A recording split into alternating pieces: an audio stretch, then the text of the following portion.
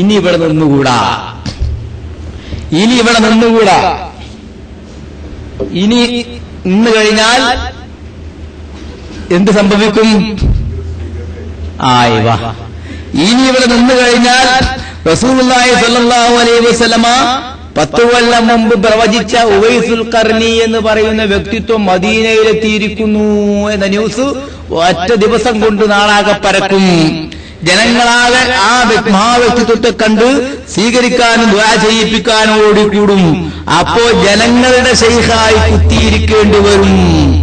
ഇത് ജനങ്ങളുടെ ശൈഖായി ഇരിക്കാൻ എനിക്ക് കഴിയില്ല, ഞാൻ അള്ളാഹുവിന്റെ ശൈഖാണ്, അള്ളാഹുവിലേക്ക് മടങ്ങാം എന്ന് പറഞ്ഞ് ഉവൈസുൽ ഖർനി ഓടി രക്ഷപ്പെടുകയാണ്. ഉവൈസുൽ ഖർനി പിന്നെ ഓടി. എങ്ങോട്ട് ഓടി? ഒരു പിടുത്തവുമില്ല. ചിലർ പറയുന്നു മദീനയിൽ തന്നെ അദ്ദേഹം വഫാത്തായി എന്ന്, ചില ആളുകൾ പറയുന്നു ബഗ്ദാദിലേക്കാണ് പോയതെന്ന്, വേറെ ചില ആൾക്കാർ പറയും യമനിലേക്ക് തന്നെ തിരിച്ചുപോയി എന്ന്. ചരിത്രകാരന്മാർ വളരെ വ്യത്യസ്തമായ അഭിപ്രായങ്ങൾ പറയുന്നു. അങ്ങനെ ഉവൈസുൽ ഖർനിയാണെന്ന് ബോധ്യപ്പെട്ടതോടുകൂടെ ജനങ്ങൾക്കിടയിൽ വ്യക്തമായി എന്ന് ബോധ്യപ്പെട്ടപ്പോൾ ഇനി എന്നെ ആരും അറിയണ്ട എന്ന് കരുതി ഓടി രക്ഷപ്പെടുകയാണ്. ഇതാണ് അള്ളാഹുവിന്റെ ഔലിയാക്കന്മാർ.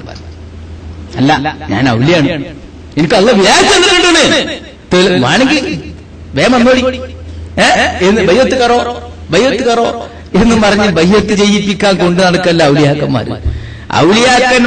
ഔലിയാക്കന്മാരാണെന്ന് മനുഷ്യർക്ക് ഞാനൊരു വലിയാണെന്ന് ഇവരൊക്കെ ധരിച്ചിരിക്കുന്നു, അല്ലെങ്കിൽ വിശ്വസിച്ചിരിക്കുന്നു, അല്ലെങ്കിൽ ഇവർക്ക് ബോധ്യപ്പെട്ടിരിക്കുന്നു എന്ന് കണ്ടാൽ അവിടുന്ന് രക്ഷപ്പെടുകയാണ് ഔലിയാക്കന്മാരുടെ സ്വഭാവം. എനിക്ക് കാര്യമൊക്കെ അത്യാവശ്യമൊക്കെ ആളായിരുന്നു, കൊള്ളാം, ഇനിയിപ്പോ നിക്കരിച്ചോളൊന്നുമില്ലാണ് ഔലിയാക്കന്മാരുടെ സ്വഭാവം. ഇനിയിപ്പോ നിക്കരിക്കൊന്നും വേണ്ട, ദിക്റല്ലിയാ മതി. ഈ നിസ്കരിക്കൊന്നും വേണ്ട, ദിക്റല്ലിയാ മതി. ആരെ പറഞ്ഞു? ഞാൻ പറഞ്ഞു എന്ന് അല്ലാണ്ട് പറഞ്ഞാൽ മതി. ഈ ശൈഖ് പറഞ്ഞിട്ടുണ്ട് നിക്കരിച്ചാൽ മതി, നിക്കരിക്കേണ്ട ആവശ്യമില്ല. റമദാൻ മാസത്തിൽ നോമ്പ് വെക്കാത്ത ഔലിയാക്കന്മാരുണ്ടായിട്ടുണ്ട്. നോമ്പോ അത് സാധാരണക്കാർക്കാണ്, ഔലിയാക്കന്മാർക്ക് എന്ത് നോമ്പാ? നമുക്ക് എന്നും നോമ്പല്ലേ, ജോലി ബിരിയാണി കൊണ്ടതാ എന്നും പറഞ്ഞ് റമദാൻ മാസത്തിൽ എന്നും നോമ്പ് വെക്കുകയാണ്, എന്നും നോൽമ്പാ, പിന്നെ ഇന്ന് കുറച്ച് ബിരിയാണി കൊണ്ടുവരും, എന്നും ബിരിയാണി തന്നെ. ഇങ്ങനെ പറഞ്ഞ് കബളിപ്പിച്ച് വേഷം കെട്ടി ഇസ്ലാമിക സമൂഹത്തിന്റെ വിശ്വാസവും പാരമ്പര്യവും ആത്മീയമായ അവരുടെ വീക്ഷണവും ഒക്കെ വികലപ്പെടുത്തി മുതലെടുക്കുന്ന കള്ളവലികളുണ്ട്. ലാ യഗുറൻക മിനൽ മർഇ ലിബാസുൻ ദഖാ ഔ ഇദാറുൻ ഫൗക അൽമിസാഖി മിൻഹു റഫഅ ഔ ജദീനുൻ ലാഹ ഫീഹി ആസറുൻ ഖദ് ഖാലാ ആരിഹി ദുർഹാമ തഅരികു ഹുബ്ബഹു ഔ വറഅ. ഇമാം ഗസ്സാലി റഹ്മത്തുള്ളാഹി അലൈഹി ഇഹ്യാ ഉലൂമുദ്ദീൻ ഒരു കണ്ടു പരിപാടിയതാണ് അത്. ലാ യഗുറൻക മിനൽ മർഇ ലിബാസുൻ ദഖാ, പ്രച്ഛന്ന വേഷം ധരിച്ച് കീറി മുറിഞ്ഞ മുണ്ടുടുത്ത് നടക്കുന്നത് കണ്ടാൽ ഓ ഔലിയാണ്, ഔലിപ്പാപ്പയാണ് എന്ന് നീ തെറ്റിദ്ധരിച്ചു പോകണ്ട, നീ ധരിച്ചു പോകണ്ട. ഔ ലിബാസും ഫൗകാൽ മിസാഖി മിൻഹു റഫഅ, അല്ലെങ്കിൽ കണങ്കാലിന് മീതെ കന്തൂറയിട്ട് നടന്ന് നീണ്ട താടിയും മൊട്ടയടച്ച തലയും കണ്ടാല് ഇത് തബ്ലീഗാണ് എന്ന് മനസ്സിലാക്കി പിന്നാലെ പോയി പോകണ്ട. കണങ്കാലിന് മീതെ മുണ്ടുടുത്ത് നീണ്ട താടി വെച്ച് തലവട്ടയടിച്ച് നടന്നാൽ ഇത് വലിയാണ്, ഇത് പുണ്യാത്മാവാണ്, വിശുദ്ധനാണെന്ന് പറഞ്ഞ് പിന്നാലെ പോയി പോകണ്ട. ഔ ലിബാസും ഫൗകാൽ മിസാഖി മിൻഹു റഫഅ ഔ ജബീനുൻ ലാഹ ഫീഹി ആസറുൻ, നെറ്റിത്തടത്തിൽ നീണ്ട നിസ്കാരത്തഴമ്പ്, മിന്നിത്തിളങ്ങുന്ന നിസ്കാരത്തഴമ്പ് കണ്ടാൽ ഓ ഇത് ഭയങ്കര ആരാധ്യനായ വ്യക്തിത്വമാണ്, ഇദ്ദേഹം ആരാധകനാണ് എന്ന് പറഞ്ഞ് അദ്ദേഹത്തിന്റെ പിന്നാലെയും പോകണ്ട. സ്വകാര്യമായി കുറച്ച് നോട്ടും കെട്ട് കാണിച്ചു കൊടുക്ക്, അപ്പൊ മനസ്സിലാക്കാം. ഉസ്താദ് വരി അത്യാവശ്യ കാര്യം പറയാണ്ടെന്ന് പറഞ്ഞ് റൂമിക്ക് വിളിച്ചിട്ട് ഒരു 500 രൂപയുടെ നോട്ട് കൊടുത്തു നോക്ക്, അപ്പൊ മനസ്സിലാക്കാം. ആരിഹി ദിർഹമ, നോട്ട് കൊടുത്തു നോക്കൂ, താരിഫു ഹുബ്ബഹു ഔ വറഅ, അപ്പൊ മനസ്സിലാക്കാം അയാൾ ആത്മീയമായ വ്യക്തിത്വമാണോ അതല്ല അദ്ദേഹത്തെ നയിക്കുന്നത് അള്ളാഹുവിനോടുള്ള വറവും സൂക്ഷ്മതയുമാണോ. പണത്തോടും ദുനിയാവിനോടുള്ള മോഹമാണെങ്കിൽ അൽഹംദുലില്ലാ, അള്ളാഹു നല്ലത് വരുത്തട്ടെ കുട്ടിയെ, നമുക്ക് ഇനി അടുത്ത വെള്ളിയാഴ്ച കാണാം എന്നൊക്കെ പറഞ്ഞ് സന്തോഷിച്ച് കുട്ടിയെ ഒരു മന്ത്രിച്ചൊക്കെ ഊരിക്കൊടുത്ത് നെഞ്ചിലൊക്കെ ഒന്ന് തടവി പുറത്തൊന്ന് കുത്തി അൽഹംദുലില്ലാ, സമാധാനായി.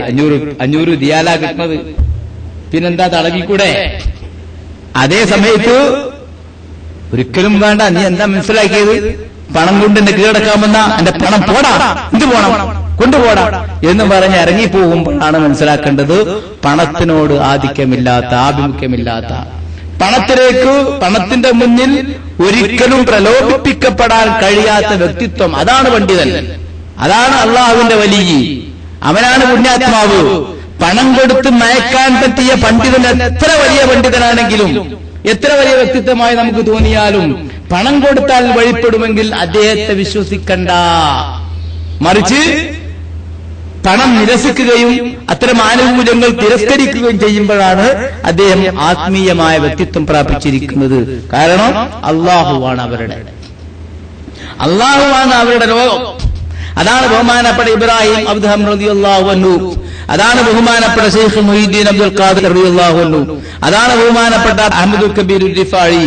അങ്ങനെയുള്ള ഔലിയാക്കന്മാർ പണക്കാരുടെ മുന്നിലും കാര്യം വെട്ടിത്തുറന്ന് പറയുകയും പണക്കാരോടും രാജാക്കന്മാരോടും സന്ധിയില്ലാതെ സമരം ചെയ്യുകയും പോരാടേണ്ടി വന്നാൽ പോരടിച്ച് ഷഹീദാകാൻ തയ്യാറാവുകയും ചെയ്യുന്നവർ. അങ്ങനെയാണ് മുഹീദ്ദീൻ ശൈഖ് കൊട്ടാരത്തിലേക്ക് കയറി ചെല്ലുന്നത്. ആ വേഷപ്രച്ഛന്നനായ ജീവിച്ച് 25 കൊല്ലം വനാന്തരത്തിൽ കഴിഞ്ഞ് ഇറങ്ങിച്ചെല്ലും നേരെ കൊട്ടാരത്തിലേക്കാ.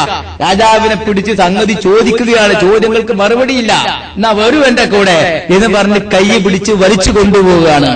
ടൈഗ്രീസിന്റെയും യൂഫ്രട്ടീസിന്റെയും തീരങ്ങളിൽ മരിച്ചു കിടക്കുന്ന പാവപ്പെട്ടവരെ, പട്ടിണി കിടന്ന് നരകിക്കുന്നവരെ, കഷ്ടപ്പെടുന്നവരെ, മാരാരോഗം ബാധിച്ച് വിഷമിക്കുന്നവരെ കാണിച്ചു കൊടുക്കുകയാണ്. ഇതാരാണ്? നിങ്ങൾ രാജ്യത്തെ പൗരന്മാരാണ്, ഇവർ വിശ്വാസികളാണ്, ഇവരെ സഹായിക്കേണ്ടത് നിങ്ങളാണ്.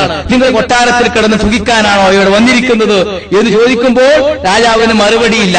ഉടനെ ഇവരെ സംരക്ഷിക്കണം, ചികിത്സ നൽകണം, ഭക്ഷണം നൽകണം, വസ്ത്രം നൽകണം, പാവപ്പെട്ടവരെ ഉദ്ധരിക്കണം എന്ന് കൽപ്പിക്കുമ്പോ നിരസിക്കാൻ തയ്യാറില്ലാതെ കഴിയാതെ ഭരണാധികാരി കീഴടങ്ങുന്നു.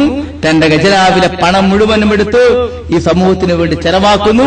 പിന്നെ നാടാന്തരം നാട്ടിലുള്ള എല്ലാ സ്ഥലങ്ങളിലും ഏതാണ്ട് 2000-ലധികം ഗ്രാമങ്ങളിൽ മഹാനായ ഷെയ്ഖ് അബ്ദുൽ ഖാദിർ ജീലാനി ഈ രൂപത്തിൽ ഭരണാധികാരിയെ കൊണ്ടു നടന്നു എന്നാണ് ചരിത്രം പറയുന്നത്. ഭരണാധികാരിയുടെ കയ്യും പിടിച്ച് ഇറാനിലെ 2000-ലധികം ഗ്രാമങ്ങളിൽ കൊണ്ടു നടന്നു. അവിടുത്തെ പീഡനങ്ങൾ നേർക്ക് നേരെ കാണിച്ചു കൊടുത്തു. അതോടുകൂടെ ഭരണകൂടം തൗബ ചെയ്ത് മടങ്ങി. അവർ ഇസ്ലാമിന്റെ സംവിധാനത്തിലേക്ക് തീർന്നു. പരസ്പരം പോരടിച്ചിരുന്ന ഭരണാധികാരികൾ ശൈഖ് അബ്ദുൽ ഖാദിർ ജീലാനി തങ്ങളുടെ അടുത്ത് വന്നിട്ട് മാപ്പ് പറഞ്ഞ് തൗബ ചെയ്ത് മടങ്ങി. സ്നേഹത്തിന്റെയും സൗഹാർദ്ദത്തിന്റെയും പാരസ്പര്യത്തിന്റെയും സഹകരണത്തിന്റെയും പുതിയ മേഖല തുറന്നു. 3 വർഷം കൊണ്ട് ബഗ്ദാദ് അൽഹംദുലില്ലാഹ് രക്ഷപ്പെട്ടു. അതോടുകൂടെ ബഹുമാനപ്പെട്ട ശൈഖ് അബ്ദുൽ ഖാദിർ തങ്ങൾക്ക് പേര് മാറി. എന്താ പുതിയ പേര്? മുഹയ്യിദ്ദീൻ. ഇന്ന് മുഹയ്യിദ്ദീൻ എന്ന് പറഞ്ഞാൽ ശൈഖ് അബ്ദുൽ ഖാദിറാണ്. ശൈഖ് അബ്ദുൽ ഖാദിർ എന്ന് പറഞ്ഞാൽ ആർക്കും അറിയില്ല. അല്ലെങ്കിൽ അബ്ദുൽ ഖാദിർ ജീലാനി, മുഹയ്യിദ്ദീൻ അബ്ദുൽ ഖാദിർ ജീലാനി, യാ ശൈഖ് യാ മുഹയ്യിദ്ദീൻ അബ്ദുൽ ഖാദിർ ജീലാനി. ഇതാണ് നമ്മൾ ചൊല്ലുന്നത്. യാ ശൈഖ് യാ മുഹയ്യിദ്ദീൻ. ആദ്യം പറയണത് യാ ശൈഖ്, ഏ മഹാനായ ശൈഖേ, യാ മുഹയ്യിദ്ദീൻ, ഏ ദീനിനെ നവീകരിച്ച, പുനരുദ്ധരിച്ച, ദീനിന് മൃതപ്രായമായ ഇസ്ലാമിൽ വീണ്ടും ഇസ്ലാമികമായ ആവേശവും ജീവനും തിരിച്ചു നൽകിയ അബ്ദുൽ ഖാദിർ അൽ ജീലാനി. ജീലാൻ എന്ന പ്രദേശത്ത് ജനിച്ച അബ്ദുൽ ഖാദിർ. ആ പേര് മുതലെല്ലാം വന്നു. ശൈഖ് മുഹയ്യിദ്ദീൻ അബ്ദുൽ ഖാദിർ ജീലാനി. അത് ഡാറ്റകൾ കംപ്ലീറ്റ് ആ ഒരൊറ്റ പേര്.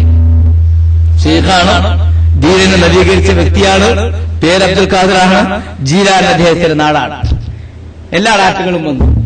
അതാണ് മഹാനായ മൊയ്തീൻ ശൈഖ്. 3 കൊല്ലം കൊണ്ട് 10, 50, 100 കൊല്ലത്തോളം വളരെ മോശമായി നശിച്ചു പോയ, ഇന്നത്തെ ഇറാഖിനെ പോലെ ആയിപ്പോയ ഇറാഖിനെ വീണ്ടും പുനരുദ്ധരിച്ച് നല്ല സംവിധാനത്തിലേക്ക് തിരിച്ചു കൊണ്ടുവന്നു. ആ നാടിനെ ശുദ്ധീകരിച്ച് സംരക്ഷിച്ച് വീണ്ടും ഇസ്ലാമിന്റെ നവോത്ഥാന പ്രവർത്തനങ്ങൾക്ക് നേതൃത്വം നൽകിയ മഹാനായ ശൈഖ് അബ്ദുൽ ഖാദിർ ജീലാനി റഹ്മത്തുള്ളാഹി അലൈഹി ധാരാളം കാണാം. അദ്ദേഹത്തിന്റെ മനാഖിബുകൾ രേഖപ്പെടുത്തുന്ന ഒരുപാട് ഗ്രന്ഥങ്ങളുണ്ട്. ആ ഗ്രന്ഥങ്ങൾ പരിശോധിച്ചാൽ കാണാൻ സാധിക്കും മൊയ്‌ദീൻ ഷെയ്ഖ് അബ്ദുൽ ഖാദിർ ജീലാനിയുടെ അവസ്ഥകൾ. അദ്ദേഹം ആദ്യം ജനങ്ങളുടെ വേദനകളാണ് പരിഹരിച്ചത്. ദിക്ർ എല്ലാം പറയല്ല, സലാത്തെല്ലാം പറയല്ല, നിസ്കരിക്കാൻ പറയല്ല, പട്ടിണി കിടക്കുന്നവൻ ആഹാരം കൊടുക്കുകയാണ്, രോഗിക്ക് മരുന്ന് കൊടുക്കുകയാണ്, കഷ്ടപ്പെടുന്നവന്റെ കഷ്ടപ്പാടുകൾ അന്വേഷിച്ച് ചെന്ന് അതിന് പരിഹാരം ഉണ്ടാക്കുകയാണ്. സ്വാഭാവികമായും ഈ പണ്ഡിതന്റെ സാന്നിധ്യത്തിലൂടെ കഷ്ടപ്പാടുകൾ പരിഹരിക്കപ്പെടുമ്പോൾ, പട്ടിണിക്ക് പരിഹാരം കിട്ടുമ്പോൾ, രോഗത്തിന് ശമനം കിട്ടുമ്പോൾ ആ പണ്ഡിതന്റെ പിന്നാലെ അന്യനിരക്കുക സാധാരണയാണ്. അതാണ് ഇസ്ലാമിക പ്രവർത്തനത്തിന്റെ മാതൃക. മറിച്ച് പാട്ടിന് കിടന്ന് വിഷമിച്ച് അഞ്ചായി നിക്കേച്ചപ്പജി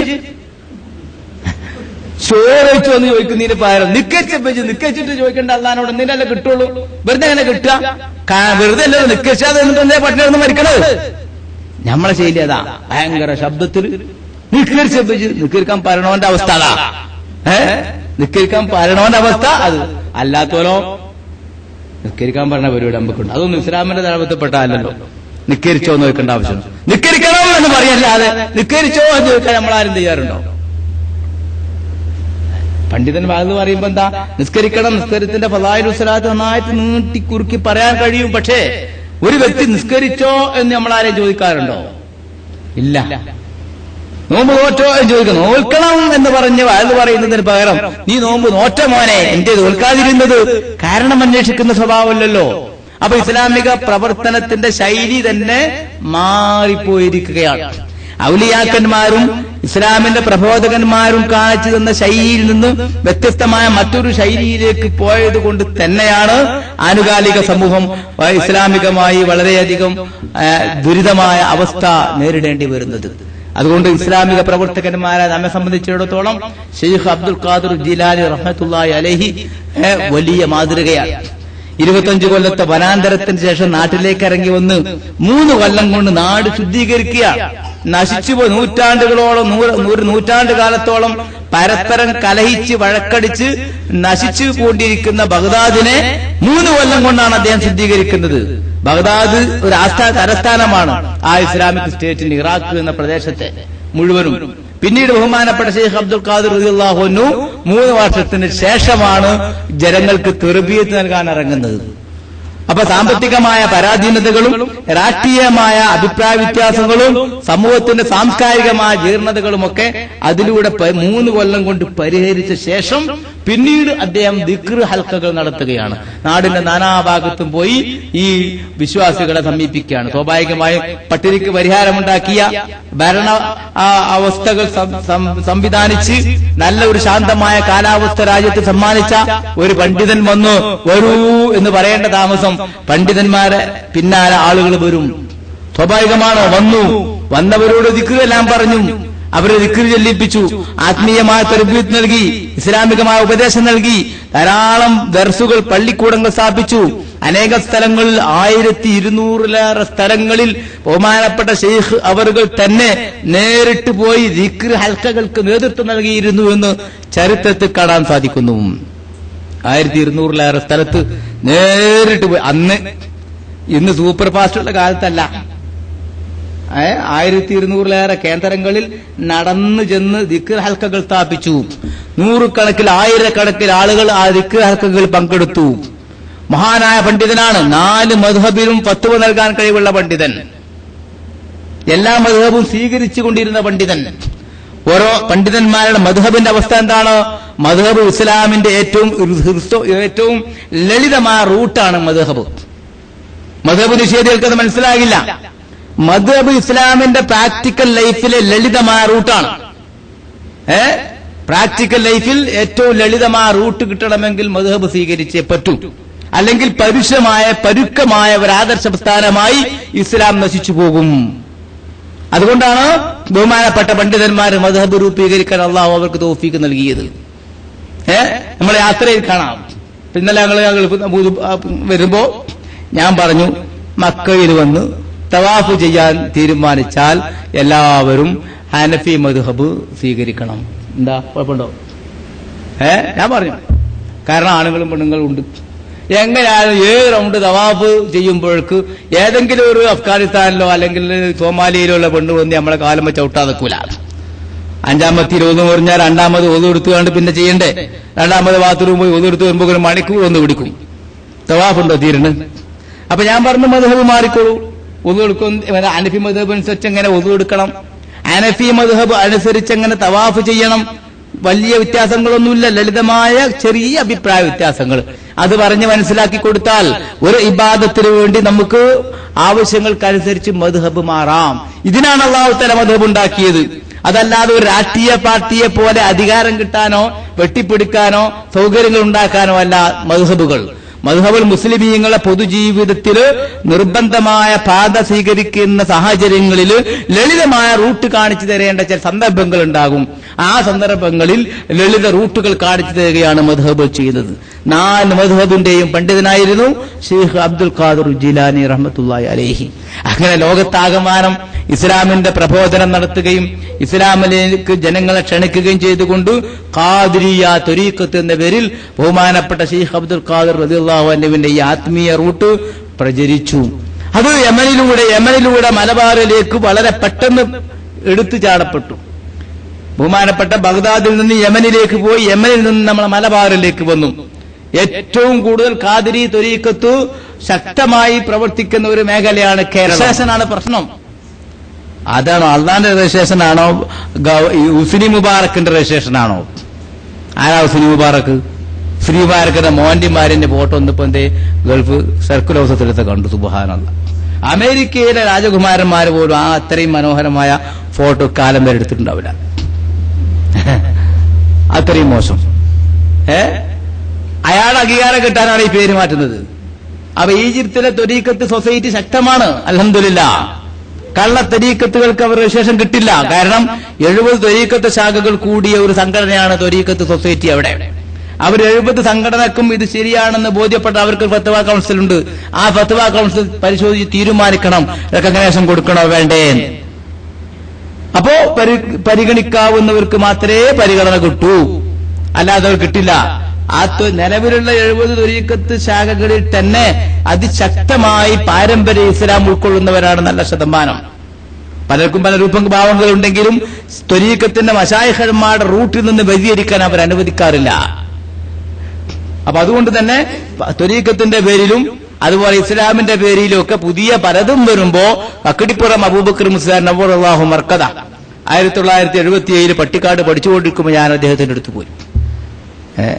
അങ്ങനെ സംസാരിച്ചുകൊണ്ടിരിക്കുമ്പോൾ അദ്ദേഹം എന്നോട് പറഞ്ഞെന്താ അറിയോ? നീ പോയി സലാത്ത് ചൊല്ലിക്കോ, സലാത്ത് വർദ്ധിപ്പിച്ചോ. അപ്പൊ ഞാൻ പറഞ്ഞു സലാത്ത് മതിയോ? ഒരു ശൈഖിന്റെ തെർബിയത്തും സനദൊക്കെ വേണ്ടേ? അപ്പൊ അദ്ദേഹം ചൂടായിനോട് പറഞ്ഞു, എവിടെ ശൈഖുള്ളത്? ആർക്കാ ശൈഖുള്ളത് അറിയാം? എവിടെ ശൈഖ്? ഈ ദുനിയാവിൽ നിന്ന് ശൈഖിനെ തെരഞ്ഞു നടക്കുന്നവരൊക്കെ കള്ളന്മാരാട്ടോ. ശൈഖ് കള്ളന്മാരാന്നല്ല, ശൈഖിനെ തെരഞ്ഞു നടക്കുന്നവരൊക്കെ കള്ളന്മാരാണ് എന്നോട് പറഞ്ഞ വാക്കാം. ശൈഖിനെ തെരഞ്ഞെടുക്കേണ്ട കാലം മാറിയിട്ട് സലാത്ത് ചൊല്ലിയാൽ മതി. സലാത്ത് ചൊല്ലിയാൽ റസൂലുള്ളാഹി ശൈഖായി വരും. സ്ഥിരമായി സലാത്ത് ചൊല്ലിയാൽ നിങ്ങളെ ശൈഖ് റസൂലുള്ളാഹിയാവും.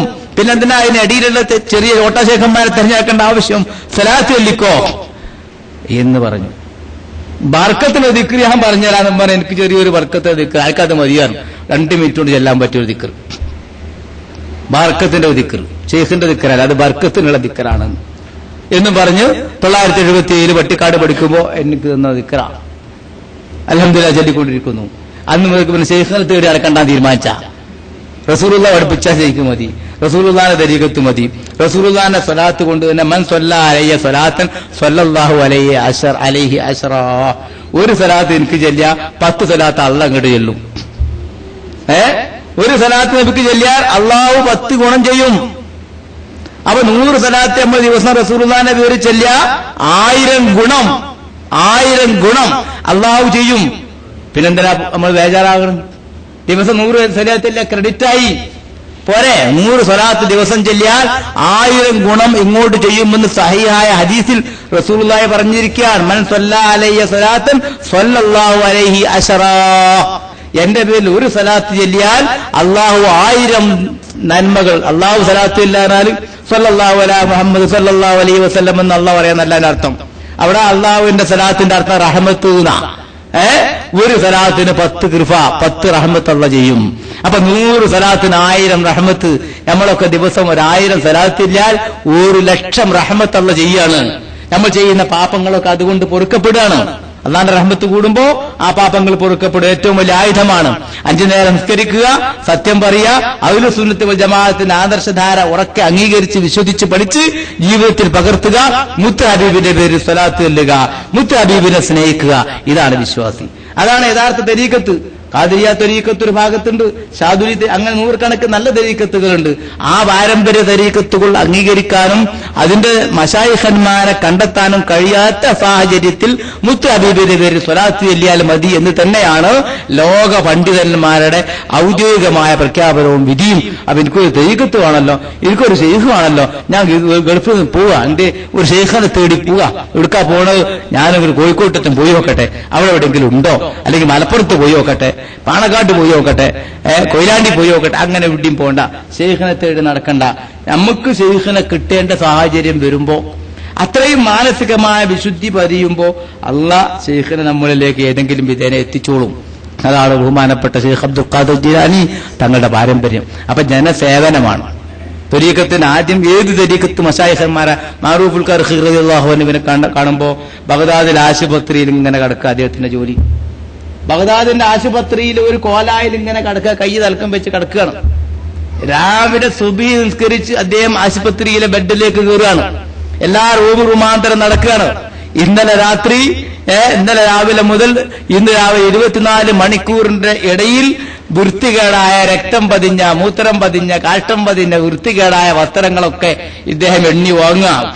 അങ്ങനെ രോഗികളുടെ വസ്ത്രങ്ങളൊക്കെ വാങ്ങി നേരെ ടൈഗ്രീസ് നദിയിൽ കൊണ്ടുപോയി കഴുകി വൃത്തിയാക്കി ഉണക്കി മടക്കി ഉച്ചയാകുമ്പോഴേക്ക് തിരിച്ചു കൊണ്ടുപോയി കൊടുത്ത് പിന്നെയും കിടക്കുകയാണ് ആ കോലായ്മ. വാങ്ങിക്കൊടുത്ത ഉടനെ കയറി അവിടെ നിന്ന് നിക്കരിച്ച് പിന്നെയും കിടക്കുക. പിറ്റേന്ന് രാവിലെയുള്ള വഴി തന്നെ. അങ്ങനെ കൊല്ലങ്ങളോളം മാറൂഫുൽ ഖർഖി റളിയല്ലാഹു അൻഹു ബഗ്ദാദിൽ ആശുപത്രി കൊലായിൽ രോഗികളുടെ വസ്ത്രം അലക്കി കൊടുത്ത് പുണ്യം നേടി. രോഗികളുടെ വസ്ത്രം അലക്കി കൊടുത്ത് പുണ്യം നേടി. ഒരാൾക്കൊന്നും പൈസ വാങ്ങിയില്ല, ഒരു നയാ പൈസയും വാങ്ങിയില്ല, ആരുടെ ആനുകൂല്യത്തിന് പിന്നാലെ പോയില്ല. എല്ലാ ദിവസവും പാവപ്പെട്ട രോഗികളുടെ വസ്ത്രം വാങ്ങി കഴുകി വൃത്തിയാക്കി ഉണക്കി മടക്കി തിരിച്ചു കൊണ്ടുപോയി കൊടുക്കുകയാണ് മാറൂഫുൽ ഖർഖിയുടെ ജോലി. ബഹുമാനപ്പെട്ട ഇമാം ഷാദുലി റഹ്മത്തുള്ളാഹി അലൈഹി പോരുമ്പോ കുട്ടികളും മൂപ്പരും കൂടി പോരുമ്പോ ഒരു നായ ചൊറി പിടിച്ച് കിടക്കുന്നത് കണ്ടു. മക്കളോട് പറയുന്നത് നടന്നോ, ഞാൻ അങ്ങോട്ട് വരാമെന്ന്. അങ്ങനെ കാട്ടിൽ പോയി പച്ചമരുന്ന് പിഴിഞ്ഞുണ്ടാക്കി നായക്ക് കുഴമ്പ് തേച്ച് 40 ദിവസം ആ നായയെ ശുശ്രൂഷിച്ച് നായയുടെ രോഗം മാറ്റി ഓടിച്ചു വിട്ടതിന് ശേഷമാണ് ഷാദുലി തിരിച്ചു പോയത്. ഇതാണ് ചരിത്രം, പണ്ഡിതന്മാരുടെ ചരിത്രം. ആ ഇമാം ഷാദുലി എന്ത് ചെയ്തു? ഈജിപ്തിലാണ് അദ്ദേഹത്തിന്റെ ഖബർ. ഒരു വിധക്കാർക്കൊന്നും അവിടെ പോകാൻ കഴിയില്ലായിരുന്നു. ഈജിപ്തിലാണ് ഖബർ. അങ്ങനെ ബഹുമാനപ്പെട്ട ഇമാം ഷാദുലി മെയിൻ റോട്ടിൽ നിന്ന് 80 കിലോമീറ്റർ ദൂരം മരുഭൂമിയിലൂടെ നടന്നു. ഒരു ശിഷ്യനെ മാത്രം കൂടെ കൂട്ടി ഒരു മഴ എടുത്തോ എന്ന് പറഞ്ഞു. ശിഷ്യന് എന്തോ അറിയില്ല, ഒരു കൈക്കോട്ടും കൊണ്ട് ഷാദുലി ഇമാമിന്റെ പിന്നാലെ നടന്നു. അങ്ങനെ 80 കിലോമീറ്റർ കഴിഞ്ഞൊരു സ്ഥലത്തെത്തി. വിജനമായ സ്ഥലം, ആർക്കും പ്രവേശനമില്ലാത്ത, ഒരു കാരണവശാലും മനുഷ്യരാരും എത്താത്ത ഒരു പ്രദേശത്ത് ചെന്നപ്പോൾ ഇവർ ഖബർ കുഴിക്കൂ, ഇവിടുത്തെ ഖബർ കുഴിക്കൂ അദ്ദേഹം പറഞ്ഞു. ഖബർ കുഴിച്ചു. ഖബർ കുഴി കഴിഞ്ഞ ഉടനെ ഇമാം ഷാദുലി റളിയല്ലാഹു അൻഹു മലർന്ന് കിടന്ന് ഖിബലക്ക് മുന്നിട്ട് മലർന്ന് കിടന്ന് ലാ ഇലാഹ ഇല്ലല്ലാഹ് ഉറക്കെ ചൊല്ലി അങ്ങ് മരിക്കുകയാണ്. വെള്ളം കിട്ടാത്ത സ്ഥലമായതുകൊണ്ട് തയമ്മും ചെയ്ത് ഷാദുലി ഇമാമിനെ കഫൻ ചെയ്ത് ആ ശിഷ്യൻ മറവ് ചെയ്ത് മണ്ണിട്ട് മൂടി ഇദ്ദേഹം തിരിച്ചു പോന്നു. ഇപ്പൊ ഷാദുലി ഇമാമിന്റെ അടുത്ത് ഈ 5 കൊല്ലമായിട്ടാണ് അങ്ങോട്ട് റോഡ് കെട്ടിയിട്ടുള്ളത്. 5 കൊല്ലത്തിന് മുമ്പ് ഞാൻ 1994 ഈജിപ്തിൽ പഠിച്ചുകൊണ്ടിരിക്കുന്ന കാലത്ത് അങ്ങോട്ട് റോഡില്ല. അങ്ങോട്ട് മലമലൊക്കെ പോകാൻ 4 വീലറുമായിട്ടാണ് വണ്ടികൾ പോവുക. ആഴ്ച ദിവസം മാത്രമേ വ്യാഴാഴ്ച രാവിലെ കൈറോയിൽ നിന്ന് അന്ന് ഷാദുലി ഇമാമിന്റെ അടുത്തേക്ക് 4 വീലർ വണ്ടി പോകുന്നുണ്ട്. അതിന് 200-250 റിയാല്, ഈജിപ്ഷ്യൻ റിയാല് വാടക വാങ്ങുമായിരുന്നു. ഇപ്പോ സുഖമായിട്ട് വണ്ടി പോകും. 30 റിയാല് കൊടുത്താൽ അവിടെ എത്തും, 30 ജിനി കൊടുത്താൽ അവിടെ എത്തും, തിരിച്ചു വരാം. അപ്പൊ 4-5 കൊല്ലമായിട്ട് റോഡായിട്ട് ആ പോകുന്ന വഴിയിലൊന്നും വീടുകളില്ല, അങ്ങാടികളിലെ മരുഭൂമിയാണ്. ഇതാണ് ഔലിയാക്കന്മാര്. ഷാദുലി ഇമാമാരാ മഹാവ്യക്തിത്വമാണ്. ഒരു നഗരത്തിലും ജനങ്ങളുടെ ഇടയിലുമൊക്കെ ആയിരുന്നു ഖബറെങ്കിൽ ജനങ്ങളൊന്നായിട്ട് അവിടെ വാരി വലിച്ച് കൊണ്ടുവരുമായിരുന്നു. പക്ഷെ ഒറ്റപ്പെട്ട് കിടക്കാനാണ് അദ്ദേഹം തീരുമാനിച്ചത്. അവിടെ അൽഹംദുലില്ലാഹ് ഇപ്പൊ വലിയ മഖബറകൾ, വലിയ കൊട്ടാര തുല്യമായ മഖബറകൾ കഴിഞ്ഞ വർഷം ചെന്നപ്പോൾ കിട്ടിയിട്ടുണ്ട്. അൽഹംദുലില്ലാഹ് അവിടെ സ്ഥിരമായ പണ്ഡിതന്മാർ ലോകത്തിന്റെ നാനാഭാഗത്തും വന്നുകൊണ്ടിരിക്കുന്നു. അവിടെ എത്തുന്നവർക്കൊക്കെ ഭക്ഷണം ഷാദുൽ ഇമാമിന്റെ മഖബറയിലെ കമ്മിറ്റി തന്നെ കൊടുക്കുന്നു. എത്ര ദിവസം താമസിച്ചാലും ഭക്ഷണം റെഡിയാണ്, താമസിക്കാൻ സൗകര്യമുണ്ട്, എത്ര ദിവസം താമസിക്കാവുന്ന സൗകര്യം. അപ്പൊ അങ്ങനെ മഹാരഥന്മാരായ ഔലിയാക്കന്മാരും അമ്പിയാക്കന്മാരും ഒക്കെ ജനങ്ങളിൽ നിന്ന് ഒഴിഞ്ഞു മാറി ഒറ്റപ്പെട്ട് ജീവിക്കാനാണ് അവരിഷ്ടപ്പെട്ടത്. ജനങ്ങളുമായി ലയിച്ചു ചേർന്ന് ഷെയ്ഖൂഖിലിയത്ത് ഷെയ്ഖാണെന്ന് പറഞ്ഞ് ഹാഹു എന്ന് പറഞ്ഞ ദിക്റും ചെല്ലിപ്പിച്ച് നിക്കരിക്കണ്ട, അതും പോൽക്കണ്ട, വെത്തിര എന്നോളി, അള്ളുപിടിച്ചോളി എന്നൊക്കെ പറഞ്ഞ് നടക്കുന്ന ആൾക്കാര് ഒരു തെറ്റിദ്ധാരണയും വേണ്ട അവരെ പറ്റി. അവർ ഇസ്ലാമിന്റെ അപ്പുറത്താണ്. വേറൊരു ധാരണയും വേണ്ട, അത് നമുക്ക് സ്വീകരിക്കാൻ പറ്റില്ല, അന്വേഷിച്ചു പോകാനേ പാടില്ല. അത് വളരെ വ്യക്തമാണ്. പിന്നെന്തിനാ നമ്മൾ അത്തരം ആളുകൾ പോകുന്നത്? അതുകൊണ്ട് നമ്മൾ നമ്മളെ പ്രവർത്തകന്മാരോടും നാട്ടുകാരോടും കുടുംബക്കാരോടും ഒക്കെ പറയേണ്ടതാണ്, നിങ്ങളിപ്പോ ശൈഖിനെ അന്വേഷിച്ചൊന്നും പോകണ്ട, നിങ്ങൾ സലാത്ത് ചൊല്ലിക്കോളി, റസൂലുള്ള പറഞ്ഞതാണ്, കക്കരിപുര ഉസ്താദ് പറഞ്ഞതാണ്, ഔലിയാക്കന്മാരുടെ കിതാബുകളൊക്കെ രേഖപ്പെടുത്തപ്പെട്ടത് ആ സംഗതിയാണ്. റസൂലുള്ളാഹി നേരിട്ടുള്ള ബന്ധം. ഞാൻ ത്വരീഖത്തും ശൈഖും വളരെ വലിയ ചർച്ചയാണ് നമ്മുടെ കേരളത്തിൽ പ്രത്യേകിച്ച്. അതുകൊണ്ടാണ് ഇത്രയും കാര്യങ്ങൾ ഞാൻ പറയാൻ തയ്യാറായത്. അതുകൊണ്ട് ത്വരീഖത്തും ശൈഖും ഒന്നും അന്വേഷിച്ച് പോകണ്ട. എവിടെ ചെന്നാലും ചില ആൾക്കാരിപ്പോൾ ചില ഭീകരന്മാരൊക്കെ കേരളത്തിൽ നിന്ന് കയറി ഹൈദരാബാദ് പോയി ശൈഖിന്റെ അടുത്ത് കൂടാ. ഹൈദരാബാദ് പോയാൽ എന്താ, വെറുതെ ചെലവ് കിട്ടും. അവരാള് ജമാഅത്തെ ഇസ്ലാമിക്കാരനാണ്. ചോറുന്നാൻ വേണ്ടി നൂർഷാ തങ്ങളുടെ നൂർഷാ ശൈഖ് എന്ന് പറയുന്ന ആളെ മക്ബറയിൽ പോയി കൂടാ. അവിടുന്ന് പിന്നെ അവിടേക്ക് പിന്നെ കേരളത്തിൽ നിന്ന് ആളെ വരുത്തി അവിടുന്ന് കുറച്ച് ഹൈദരാബാദ് എന്ന് പറഞ്ഞാൽ വലിയ സിറ്റി, അങ്ങക്ക് അറിയാമല്ലോ. അവിടെ എന്ത് നടക്കുന്നു എന്ന് പോലീസുകാർക്കും പട്ടാളക്കാർക്കൊന്നും അറിയില്ല. അവിടുന്ന് കുറച്ച് പരിശീലനമൊക്കെ നൽകി ബോംബൊക്കെ നിറച്ച് തോക്ക് കാഞ്ചൊക്കെ വലിക്കാൻ പഠിപ്പിച്ച് നേരെ കാശ്മീർക്ക് വിടാ, കാശ്മീരിൽ നിന്ന് പാകിസ്ഥാർക്ക് വിടാ. പോകുന്ന വഴിക്ക് മുസ്ലിമീങ്ങളായ ആൾക്കാരെ പിടിക്കുക. പാവപ്പെട്ട നവമുസ്ലിമീങ്ങളാണ് 2 ആൾ പിടിക്കപ്പെട്ടത്. അങ്ങനെ പോലീസ് വെടിവെച്ച് കൊന്നും. അപ്പൊ ഭീകരന്മാരായി. കേരളത്തിൽ ശാന്തമായി ഇസ്ലാം നടന്നുകൊണ്ടിരിക്കുകയാണ്. കേരള മുസ്ലിമീങ്ങളെ പറ്റി ഒരു തെറ്റിദ്ധാരണയില്ല. പലവട്ടം കാശ്മീരിലേക്ക് ദേവാപ്രവർത്തനത്തിന് പോകുകയും പോയിക്കൊണ്ടിരിക്കുകയും ചെയ്യുന്ന വ്യക്തിയാണ് ഞാൻ. ആ പോകുമ്പോ ഒക്കെ വഴിയിൽ വെച്ച് കേരളവാല അച്ചാഹേ, കേരളവാല എന്ന് പറഞ്ഞ അച്ചാഹേ എന്നും പറഞ്ഞു വേഗം ഗേറ്റ് കൊടുക്കുക. വേറെ ഏത് സ്റ്റേറ്റുകാരും എന്തുവേണം, ഐഡന്റിറ്റി കാണിച്ചു കൊടുക്കണം. മാത്രമല്ല അവന് പല ക്വസ്റ്റ്യനുകളും വരും, മണിക്കൂറുകളോളം ചോദ്യം ചെയ്യപ്പെടും. അവർക്ക് അങ്ങനെ കയറി പോകാൻ പറ്റുള്ളൂ. എന്നാ കേരളക്കാരന് യാതൊരു പ്രശ്നമില്ല. കേരളവാല അച്ചാഹേ എന്നും പറഞ്ഞ് വേഗം ഗേറ്റ് കൊടുക്കുന്നുണ്ട്. അച്ചാഹേ പോയിക്കോ നല്ല പറഞ്ഞു, കേരളവാല അച്ചാഹേ. അങ്ങനെ കേരളക്കാരെ പറ്റി നല്ല മതിപ്പുണ്ടായിരുന്ന സ്ഥലത്ത് ഇപ്പൊ പോകുമ്പോ കേരളക്കാരെ തൊടാ മുഷ്കിലേ. കേരളവാല ആരാള് NDF ആരാളെ കയറ്റിയതാ പ്രശ്നം, തൊടാ മുഷ്കിലേ. ഇപ്പൊ കുറച്ച് മുഷ്കിലാണ്. എന്ന് മുമ്പ് പോയ പരിചയമൊക്കെ ഉള്ള ആൾക്കാരെ കണ്ട അൽഹംദുലില്ലാഹ് രക്ഷപ്പെടാം, അല്ലെങ്കിൽ മുഷ്കിൽ തന്നെ. ഇപ്പോൾ നമ്മളെ പാടെ 8 സ്കൂളുകൾ സ്ഥാപിച്ചു കാശ്മീരിൽ. അവിടുത്തെ അവസ്ഥ എന്താ ചെന്ന് നോക്കുമ്പോഴാണ് മനസ്സിലാകുക. നമ്മൾ കേൾക്കുമ്പോഴല്ല, കേൾക്കുമ്പോൾ കാശ്മീർ അച്ചാഹ എന്ന് നമ്മളൊക്കെ മനസ്സിലാക്കിയത്. കാശ്മീരിൽ ചെന്ന് നോക്കുമ്പോ 80% കാശ്മീരിലെ പൗരന്മാർക്കും എഴുത്തറിയില്ല, വായന അറിയില്ല, നിരക്ഷരരാണ്. ഒരു നൂറ്റാണ്ട് മുമ്പ് കേരളത്തിലുണ്ടായിരുന്ന അവസ്ഥ പോലും കാശ്മീരിൽ ഇന്നില്ല. ഒരു നൂറ്റാണ്ട് മുമ്പ് 800കളിൽ കേരളത്തിലുണ്ടായിരുന്ന അവസ്ഥ പോലും ഇന്ന് കാശ്മീരിലില്ല. അവിടെ പണ്ഡിതന്മാരില്ല, ഇസ്ലാമിക സ്ഥാപനങ്ങളില്ല, ഇസ്ലാമിക സംഘടനകളില്ല, ഇസ്ലാമിക പ്രവർത്തനങ്ങളില്ല, ആർക്കും ഒന്നും അറിയില്ല. ജമ്മുവിൽ നിന്ന് പൂഞ്ചിലേക്കുള്ള 300 കിലോമീറ്റർ സഞ്ചരിക്കുമ്പോ 2 പള്ളിയാ കാണുക. 300 കിലോമീറ്ററിനടുക്ക് 95% മുസ്ലിമീങ്ങൾ താമസിക്കുന്ന ഒരു പ്രദേശത്ത് 300 കിലോമീറ്ററിനടുക്ക് 2 പള്ളി. ഇതാണ് കാശ്മീരിന്റെ അവസ്ഥ.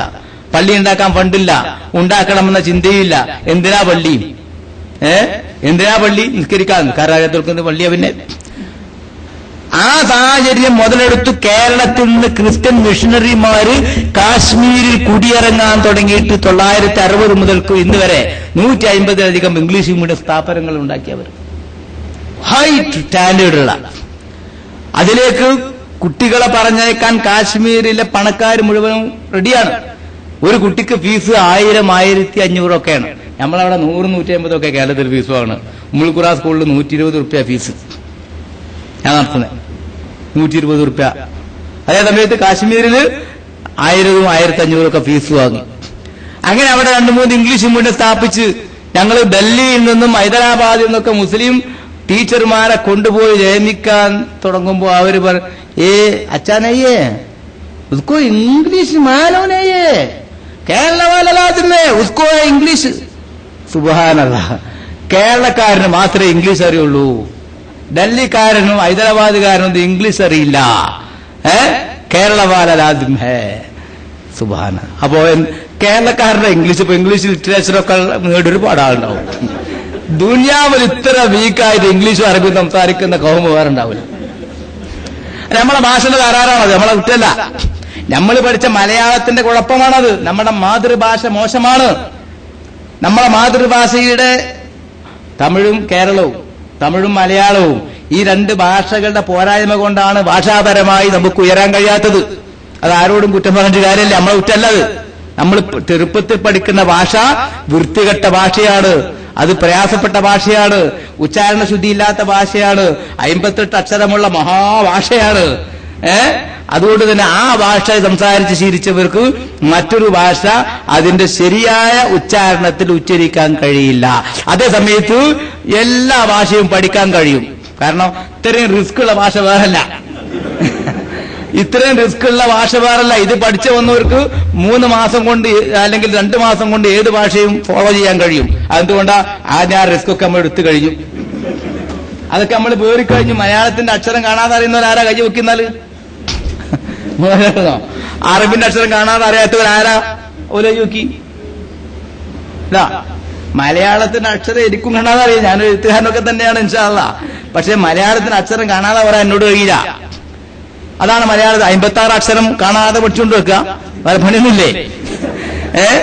ഇതാണ് അവസ്ഥ. അത് ഒരു മലയാള പണ്ഡിറ്റും പെട്ടെന്ന് മലയാള അക്ഷരം പറയാൻ കഴിയില്ല. അതിന്റെ അവസ്ഥയാണ്. വലിയ ഹൈ ലെവൽ അതുമാത്രം ഒരു ജോലിയായി സ്വീകരിച്ചവർക്ക് അറിഞ്ഞുകൂടായില്ല. അപ്പൊ മലയാളം വളരെ റിസ്ക് ഉള്ള ഭാഷയാണ്. അത് പഠിച്ചു വെച്ചത് കൊണ്ട് മറ്റു ഭാഷകളൊക്കെ നമ്മളെ മുന്നിൽ ഈസിയാണ്. ദുബായിലൊക്കെ കണ്ടു റഷ്യക്കാര് കച്ചവടത്തിൽ വരാൻ തുടങ്ങിയപ്പോ. ആദ്യമൊക്കെ ദുബായിൽ റഷ്യൻ പെണ്ണുങ്ങൾ വരുമ്പോ കാൽക്കുലേറ്ററിൽ ഇങ്ങനെ അയച്ചു കൊടുക്കുക, വില 30, 40, 50. ഒരാഴ്ച കൊണ്ട് മലയാളി ഫോളോ ചെയ്തു. മലയാളി പിന്നെ സുന്ദരമായി അവരോട് റഷ്യൻ പറയാൻ തുടങ്ങി. അപ്പൊ മലയാളിയുടെ എല്ലാ റെഡിമെയ്ഡ് കടകളിലും മലയാളിയുടെ കാഫ്റ്റീരിയകളിലാണ് പിന്നെ ഇവർ റഷ്യക്കാർ വന്നിട്ട് അവലംബിക്കുന്നത്. മലയാളിയുള്ള ലോഡ്ജിൽ മലയാളിയെ ഗൈഡായി, മലയാളിയുടെ കാഫ്റ്റീരിയകള്, മലയാള റെഡിമെയ്ഡ് കടകള്, മലയാള കടകൾ മാത്രം റഷ്യക്കാർ കയറുന്ന അവസ്ഥ വന്നു. എന്തുകൊണ്ടാ? 1 മാസം കൊണ്ട് മലയാളി റഷ്യൻ ഭാഷ ആവശ്യമാണെന്ന് ഫോളോ ചെയ്ത് മനസ്സിലാക്കി. ഇപ്പൊ മലയാളികൾ തന്നെയാണ് റഷ്യൻ കച്ചവടക്കാർ. ധാരാളം ആളുകൾ റഷ്യയിലേക്ക് ചെന്ന് ചൈനയിൽ ചെന്ന് പർച്ചേസ് ചെയ്ത് ധാരാളം സാധനങ്ങൾ ദുബായിലും ഖത്തറിലൊക്കെ ഇറക്കുന്ന മലയാളികളാണ് മെയിൻ കച്ചവടം. എന്തുകൊണ്ട്? ആ ഭാഷ പെട്ടെന്ന് ഫോളോ ചെയ്യാൻ കഴിഞ്ഞു. അത് അഫ്ഗാനും കയറും, മലയാളിക്ക് കയറാത്ത ഒരു ഭാഷയില്ല. എന്താ കാരണം? അത് അള്ളാഹുവിന്റെ തൗഫീഖ് കൊണ്ട് മലയാളം പഠിച്ചോണ്ടാ. എന്നാ ഉച്ചാരണ ശുദ്ധി ഇല്ലാത്തത് എന്തുകൊണ്ടാ? അതും മലയാളം പഠിച്ചോണ്ട. അപ്പൊ അതിന്റെ അവസ്ഥ. അങ്ങനെയുള്ള മലയാളത്തിലെ ടീച്ചർമാർക്ക് മാത്രമേ ഇംഗ്ലീഷ് അറിയുള്ളൂ എന്നൊരു കൂട്ടര് നമ്മളോട് പറയുമ്പോ നമ്മൾ ഓലെ പറ്റി എന്താ മനസ്സിലാക്കേണ്ടത്? ഇതാണ് അവസ്ഥ. അങ്ങനെയുള്ള കാശ്മീർ. കാരണം അത് ക്രിസ്ത്യാനികൾ ഉണ്ടാക്കിയ ഒരു വേല. ഇന്ത്യയിൽ മുഴുവൻ ആകെ ഇന്ത്യയിലെ ക്രിസ്ത്യാനികൾ എണ്ണത്ര? കേരളത്തിൽ 26% ക്രിസ്ത്യാനി ഉണ്ട്, 28% മുസ്ലിമും ഉണ്ട്. പോലെ ജനസംഖ്യ കുറഞ്ഞുകൊണ്ടിരിക്കുകയാണ്, മുസ്ലിങ്ങളുടെ ജനസംഖ്യ കൂടിക്കൊണ്ടിരിക്കുകയാണ്. അങ്ങനെ വരുള്ളൂ. അത് 26% ഉള്ളത് ഇപ്പൊ 22 മുസ്ലിങ്ങൾ 26 ഉണ്ടായിരുന്നത് 28 അല്ലെങ്കിൽ 30 ഇൻഷാ അല്ലാഹ് അത് ഒരു 10 കൊല്ലം കൊണ്ട് 40 ആവും. അല്ലാഹു തൗഫീഖ് ചെയ്യുമാറാവട്ടെ. സംശയമൊന്നുമില്ല. കാരണം 10 കൊല്ലം കൊണ്ട് ഏതാണ്ട് 974 ആളുകൾക്ക് ഞാൻ തന്നെ കലിമല്ലി കൊടുത്തു. 10 കൊല്ലത്തിനടുക്ക് 974 ആൾക്ക് കലിമല്ലി കൊടുത്തു. അത് സാധാരണക്കാർക്കൊന്നും അല്ല, അൽഹംദുലില്ലാ. അതിൽ 75% വിദ്യാസമ്പന്നരാണ്. ഡോക്ടർമാരും പ്രൊഫസർമാരും വലിയ കമ്പനി മാനേജർമാരും നല്ല എഡ്യൂക്കേറ്റഡ് ആയ ആളുകൾക്ക് തന്നെയാണ് കലിമല്ലി കൊടുത്തത്. 25% സാധാരണക്കാരുള്ളൂ. അധികവും വിദ്യാഭ്യാസമുള്ളവരാ, പഠിക്കാൻ തയ്യാറാകുന്നവർ, അവരാണ് വിദ്യാഭ്യാസത്തിലൊക്കെ പഠിക്കാൻ കഴിയുള്ളൂ. അവരാണ്. മറ്റൊരു 10 കൊല്ലം മുമ്പ് പാരമ്പര്യമായി മുസ്ലിം പ്രമാണിമാരുടെ വീടുകളിലൊക്കെ ജോലി ചെയ്യുന്ന ഹരിജനങ്ങളും പാവപ്പെട്ടവരൊക്കെ അവസാനം മരിക്കാൻ കാലത്ത് ഗതിയില്ലാതെ ആവുമ്പോ അല്ലെങ്കിൽ മക്കളോട് തെറ്റുമ്പോ ആചാര്യ ഞാൻ മുസ്ലിമാകാം, എന്നാ മുസ്ലിമായി കണ്ണി, എന്റെ പേര് പാത്തുവാണ്, ഇന്നാണ് പറഞ്ഞ പാത്തുമായി, അങ്ങനെയാണ് പോലുണ്ടായിരുന്നു. പിന്നെ പുതിയയിടത്ത് പിറന്ന പാത്തു എന്നാ പിന്നെ ഓളെ ഉന്നീസിൽ വരിക. പുതിയയിടത്ത് തറവാട്ടിൽ പുതിയയിടത്ത് പിറന്ന പാത്തു, അല്ലെങ്കിൽ അവിടെ വളർന്ന പാത്തു, ഇങ്ങനെയൊക്കെ ഇംഗ്ലീഷിൽ വന്ന് ഓളെ പാത്തുമായി, പിന്നെ അഹമ്മദായി ബോക്കറായി അങ്ങനെ പോരേനും. ഇപ്പൊ അതല്ല, ഇപ്പൊ സാധാരണക്കാരൊക്കെ RSS. ഹരിജന ഗിരിജന വർഗങ്ങളൊക്കെ RSS. കാരണം ഓൾക്ക് അമ്പലത്തിൽ കയറാൻ സമ്മതം കിട്ടി. അതിനും വലിയ എന്താ കിട്ടാൻ പോടി? അമ്പലം കാണാനും അമ്പലമുറ്റത്തെത്താനും അമ്പലത്തിലെ ദേവനെ കാണാനും ഒക്കെയുള്ള അവകാശം RSSകാര് ഹരിജന ഗിരിജന വർഗങ്ങൾക്ക് നൽകിയപ്പോ അമ്പലത്തേക്ക് ആനയിക്കപ്പെട്ടു. രാത്രി സൈനിക പരിശീലനവും ആയുധ പരിശീലനവും നൽകി അവരെ പിടിച്ച് കുഞ്ഞാക്കുവാക്കി, അങ്ങനെ പറയാം. അപ്പൊ കിട്ടിയത് മെച്ചമാണെന്ന് കരുതി അവരമ്പലത്തിൽ പോവുക. എന്നാൽ നേരത്തെ അമ്പലത്തിൽ പോയിക്കൊണ്ടിരുന്ന ആളുകൾക്ക് ഇത് കല്ലാണ്, കരിങ്കല്ലാണ്, ആശാരിക്കുറ്റിയാണ് എന്ന് ബോധ്യപ്പെട്ട് അവർ തിരിച്ചു പോരാൻ തുടങ്ങി. അവർ ഇസ്ലാമിലേക്ക് വരാണ്. ഇവര് വരും, ഒരു 10-20 കൊല്ലം കഴിയുമ്പോഴേക്ക് ഇവരിലേക്ക് വരും. കാരണം അത്യാവശ്യം വിദ്യാഭ്യാസമൊക്കെ നേടാൻ തുടങ്ങിയിട്ടുണ്ട് ഹരിജനങ്ങൾ. സംവരണവും മറ്റൊക്കെ ആയിട്ട് ആനുകൂല്യങ്ങളുള്ളത് കൊണ്ടുപോലും വിദ്യാഭ്യാസം നൽകി. ഇപ്പൊ ഞങ്ങളവിടെ നിന്നും ഈ കണക്കെന്നുള്ള വിഭാഗമുണ്ട്, ഓരോന്നും പണിക്ക് കിട്ടുന്നത്, ഓലൊക്കെ ഓഫീസുകളായി പോയി, മാഷന്മാരും അതുപോലെ ഓഫീസ് സ്റ്റാഫൊക്കെ ആയി മാറി. ഇപ്പൊ പണിക്ക് കൊയ്യാനും പാടത്തെ പഠിക്കുന്നു ആളെ കിട്ടുന്നില്ല. എന്തുകൊണ്ടാ? ഒരു വിദ്യാഭ്യാസം കൂടിയോണ്ടുണ്ടായ വിനയാണ്. വിദ്യാഭ്യാസം കൂടിയോണ്ടുണ്ടായ വിനയാണ് ഇപ്പൊ കൃഷിയൊക്കെ നഷ്ടപ്പെട്ടത്. അപ്പൊ ചുരുക്കത്തിൽ ഇസ്ലാമിന്റെ പ്രബോധന പ്രവർത്തനങ്ങൾ എഡ്യൂക്കേറ്റഡ് ആയ ഒരു വിഭാഗത്തിൽ വളരെ പെട്ടെന്ന് ഇഫക്ട് ചെയ്യുന്നു. അവൾ പെട്ടെന്ന് കിടുന്നു. ഇടുക്കി എഞ്ചിനീയറിംഗ് കോളേജിലെ ഒരു പ്രൊഫസർ ഒരു ദിവസം അൽ-ഇർഫാദ് മാസികന്റെ ഓഫീസിൽ വരികയാണ്. എന്നെ തേടി എന്റെ അടുത്ത് വന്നു. സാറേ, ഞാൻ തങ്ങളുടെ സാറോട് ക്ലാസ് കഴിഞ്ഞ ആഴ്ച ഇടുക്കിയിലെ എഞ്ചിനീയറിംഗ് കോളേജിലെ വിദ്യാർത്ഥികൾക്ക് എടുക്കുന്നത് അവിടെ അടുത്തൊരു പള്ളിയിൽ ക്ലാസ്. അപ്പൊ എന്റെ 2 കുട്ടികൾ സാറും പോരി എന്ന് പറഞ്ഞ് എന്നെ കൂട്ടി ഞാൻ ക്ലാസ് അറ്റൻഡ് ചെയ്തിരുന്നു പറഞ്ഞു. ആ ക്ലാസ് കേട്ടതോടെ എനിക്ക് ഇസ്ലാമിനെ പറ്റി മനസ്സിലാക്കണമെന്ന് ഞാൻ ആലോചിച്ചു. എന്റെ കുട്ടികളോട് 2-3 പുസ്തകങ്ങൾ വാങ്ങി വായിച്ചു. ഇതിലപ്പുറം ഒരു മതമില്ലെന്ന് ഞാൻ സ്വീകരിച്ചു. ഞാൻ മനസ്സിലാക്കി. ഒരാഴ്ചത്തെ ലീവ് എടുത്ത് ഞാൻ പോന്നിരിക്കുകയാണ്. മതം മാറാൻ പോകുന്നതെന്നും ആരും അറിയില്ല. ഒരാഴ്ചത്തെ ലീവ് എടുത്ത് പോന്നിരിക്കുക. ഇസ്ലാം മതം സ്വീകരിക്കണം, വേണ്ട കർമ്മങ്ങളൊക്കെ ചെയ്തു തരണം. ഒരാഴ്ച കഴിഞ്ഞാൽ എനിക്ക് വീണ്ടും പോയിട്ട് കോളേജ് അറ്റൻഡ് ചെയ്യണം. അപ്പൊ ഞാൻ എന്റെ 2 കുട്ടികളെ വിളിച്ച് എഞ്ചിനീയറിംഗ് ചോദിക്കും, ഇങ്ങനെ ആള് വന്നിട്ടുണ്ട്, നിങ്ങൾ ആരെങ്കിലും ബന്ധം? അപ്പൊ ആള് പറഞ്ഞു, ഞങ്ങൾ അയച്ച തന്നെയാണ്. ഞങ്ങളോട് ബന്ധപ്പെട്ട് സാറ് കഴിഞ്ഞ 2 ആഴ്ച മുമ്പ് ക്ലാസ്സിൽ വന്നപ്പോൾ ആ പള്ളിയിൽ വെച്ച ക്ലാസ്സിൽ അയാളും പങ്കെടുത്തിരുന്നു, ഞാൻ വരാമെന്ന് പറഞ്ഞ് പങ്കെടുത്തിരുന്നു.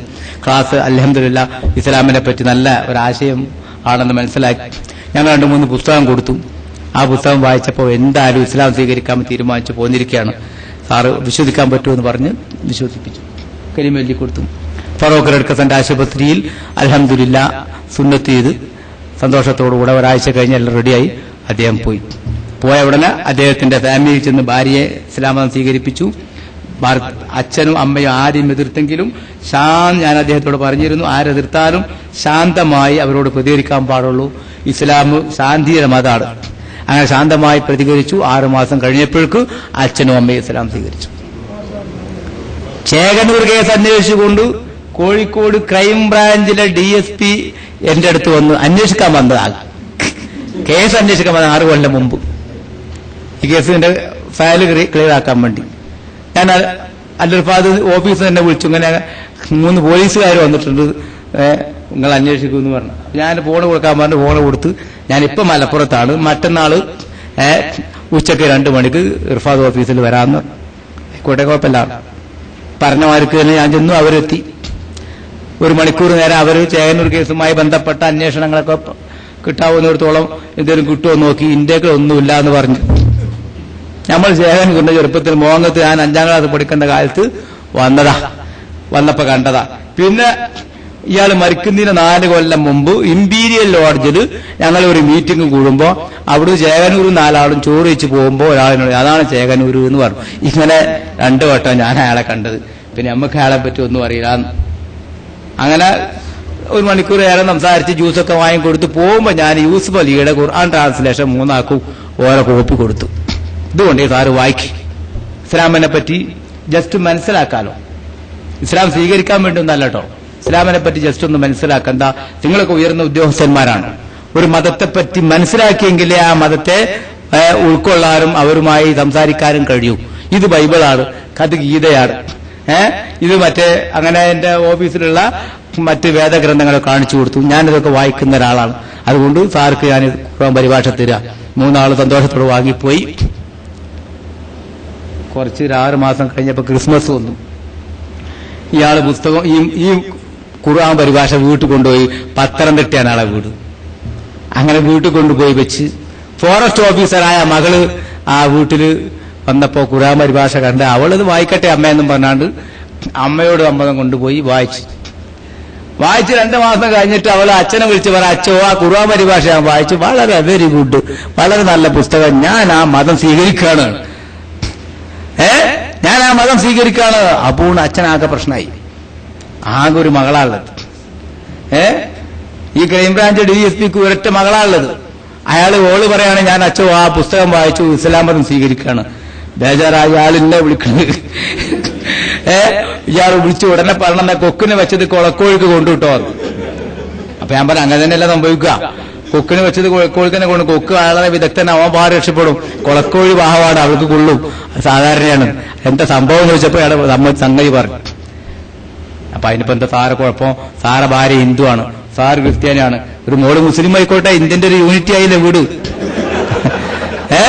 ഞാൻ അങ്ങനെ ഫോണിൽ പറഞ്ഞു, സാറെ ഭാര്യ ഹിന്ദുവാണ്, സാറ് ക്രിസ്ത്യാനിയാണ്, മോള് മുസ്ലിം ആയിക്കോട്ടെ, അപ്പൊ നല്ല ഒരു ഇന്ത്യന്റെ പ്രകൃതി 3 മതമാണ് മെയിനായിട്ട് ഇന്ത്യയിൽ, ഹിന്ദു മുസ്ലിം ക്രിസ്ത്യൻ. ഇത് ഹിന്ദു ക്രിസ്ത്യൻ മുസ്ലിം ഇങ്ങനെയായി, വേറൊന്നുമില്ല. അല്ല അങ്ങനെ സാറ നിങ്ങൾ അങ്ങനെ നിസ്സാരപ്പെടുത്തരി, നേരിട്ടൊന്ന് കാണണം, ആയിക്കോട്ടെ നിങ്ങൾ മറ്റന്നാൾ വന്നോളൂ, ഫറൂഖിലേക്ക് വന്നോളൂ പറഞ്ഞു. അങ്ങനെ ഫറൂഖ് അൽഹംദുലില്ലാ നമ്മുടെ ഓഫീസിൽ ഈ സാധാരണ വേഷത്തിലായാലും 2 പോലീസുകാരും മൾട്ടി വേഷത്തിൽ വന്നു, സംസാരിച്ചു, മകളെ പറ്റി പറഞ്ഞു. അപ്പൊ ഇയാൾ ദർശിച്ചെന്താ, മുസ്ലിമായി കഴിഞ്ഞാൽ പിന്നെ അവൾ നമ്മളെ വീട്ടിലേക്ക് കയറാൻ പാടില്ല, അച്ഛനും അമ്മയായിട്ട് യാതൊരു ബന്ധം ഉണ്ടാവില്ല, അവൾ ഒറ്റപ്പെട്ട് ജീവിച്ചു പോകും, എനിക്ക് ആകെ ഒരു മകളാണ്, മകളെ നഷ്ടപ്പെടാൻ എനിക്ക് കഴിയില്ല, ഇതൊക്കെ ഇയാളെ പറയും. ഞാൻ പറഞ്ഞു എന്തിനാ നഷ്ടപ്പെടുന്നത്? ഒരു പ്രശ്നമില്ല, മതത്തിന്റെ പേരിൽ മാറി താമസിക്കേണ്ട പ്രശ്നമേ ഇല്ല. അങ്ങനെ വിശദമായി സംസാരിച്ച് 2 മണിക്കൂർ സംസാരിച്ചു. അവസാനം ഈ പെൺകുട്ടീന്റെ ഫോൺ നമ്പർ എന്റെ കയ്യിൽ തന്ന് പെൺകുട്ടിയോട് സംസാരിക്കാൻ പറഞ്ഞു. ഞാൻ പറഞ്ഞു ഞാൻ ആ കുട്ടിയെ അറിയില്ല, ആ കുട്ടി എന്നെ അറിയില്ല, പിന്നെ എന്ത് സംസാരിക്കാനാ, ഏതായാലും സാറും സംസാരിക്കണം. അങ്ങനെ മകളെ വിളിച്ച് ഞാനൊരാൾക്ക് ഫോൺ കൊടുക്കാ എന്നും പറഞ്ഞ് കൊടുത്ത് എന്റെ കയ്യിൽ തന്നു. ഞാൻ മകളുടെ പേരും പറ്റൊക്കെ ചോദിച്ച്, മോളെന്താ ഇസ്ലാമിനെ കുറിച്ച് മനസ്സിലാക്കിയത്, എന്തേ വായിച്ചെന്ന് വെച്ചപ്പോ അച്ഛനൊരു ഖുർആൻ പരിഭാഷ കൊണ്ടുവച്ചിരുന്നു, അത് ഞാൻ വായിച്ചപ്പോ ഇതിനേക്കാൾ നല്ലൊരു മതം വേറെ ഇല്ല എന്നും ദൈവം ഏകനാണെന്നും ഞാൻ ആ പുസ്തകം വായിച്ച് മനസ്സിലാക്കി. അവിടെ ഏകദൈവത്തിൽ ഞാൻ വിശ്വസിച്ചു. ആ വിശ്വാസം പ്രഖ്യാപനം കഴിഞ്ഞു. ഔദ്യോഗികമായ ചടങ്ങുകളൊക്കെ വേറെ, അതെന്താ എങ്ങനെയാണെന്ന് എനിക്കറിയില്ല, വിശ്വസിച്ചു കഴിഞ്ഞു. ഇനി ഒരിക്കലും ഹിന്ദുവായോ ക്രിസ്ത്യാനിയായോ അല്ലെങ്കിൽ മതമില്ലാത്തവളായോ ജീവിക്കാൻ എന്നോട് കഴിയില്ല, ഞാൻ മുസ്ലിമായി കഴിഞ്ഞു എന്ന് അച്ഛനോട് സാരങ്ങ് പറഞ്ഞാൽ മതി. സുബ്ഹാനല്ലാഹ്. ഇത് മൊബൈൽ സൗണ്ടിലാണ്, അച്ഛനത് കേൾക്കാണ്.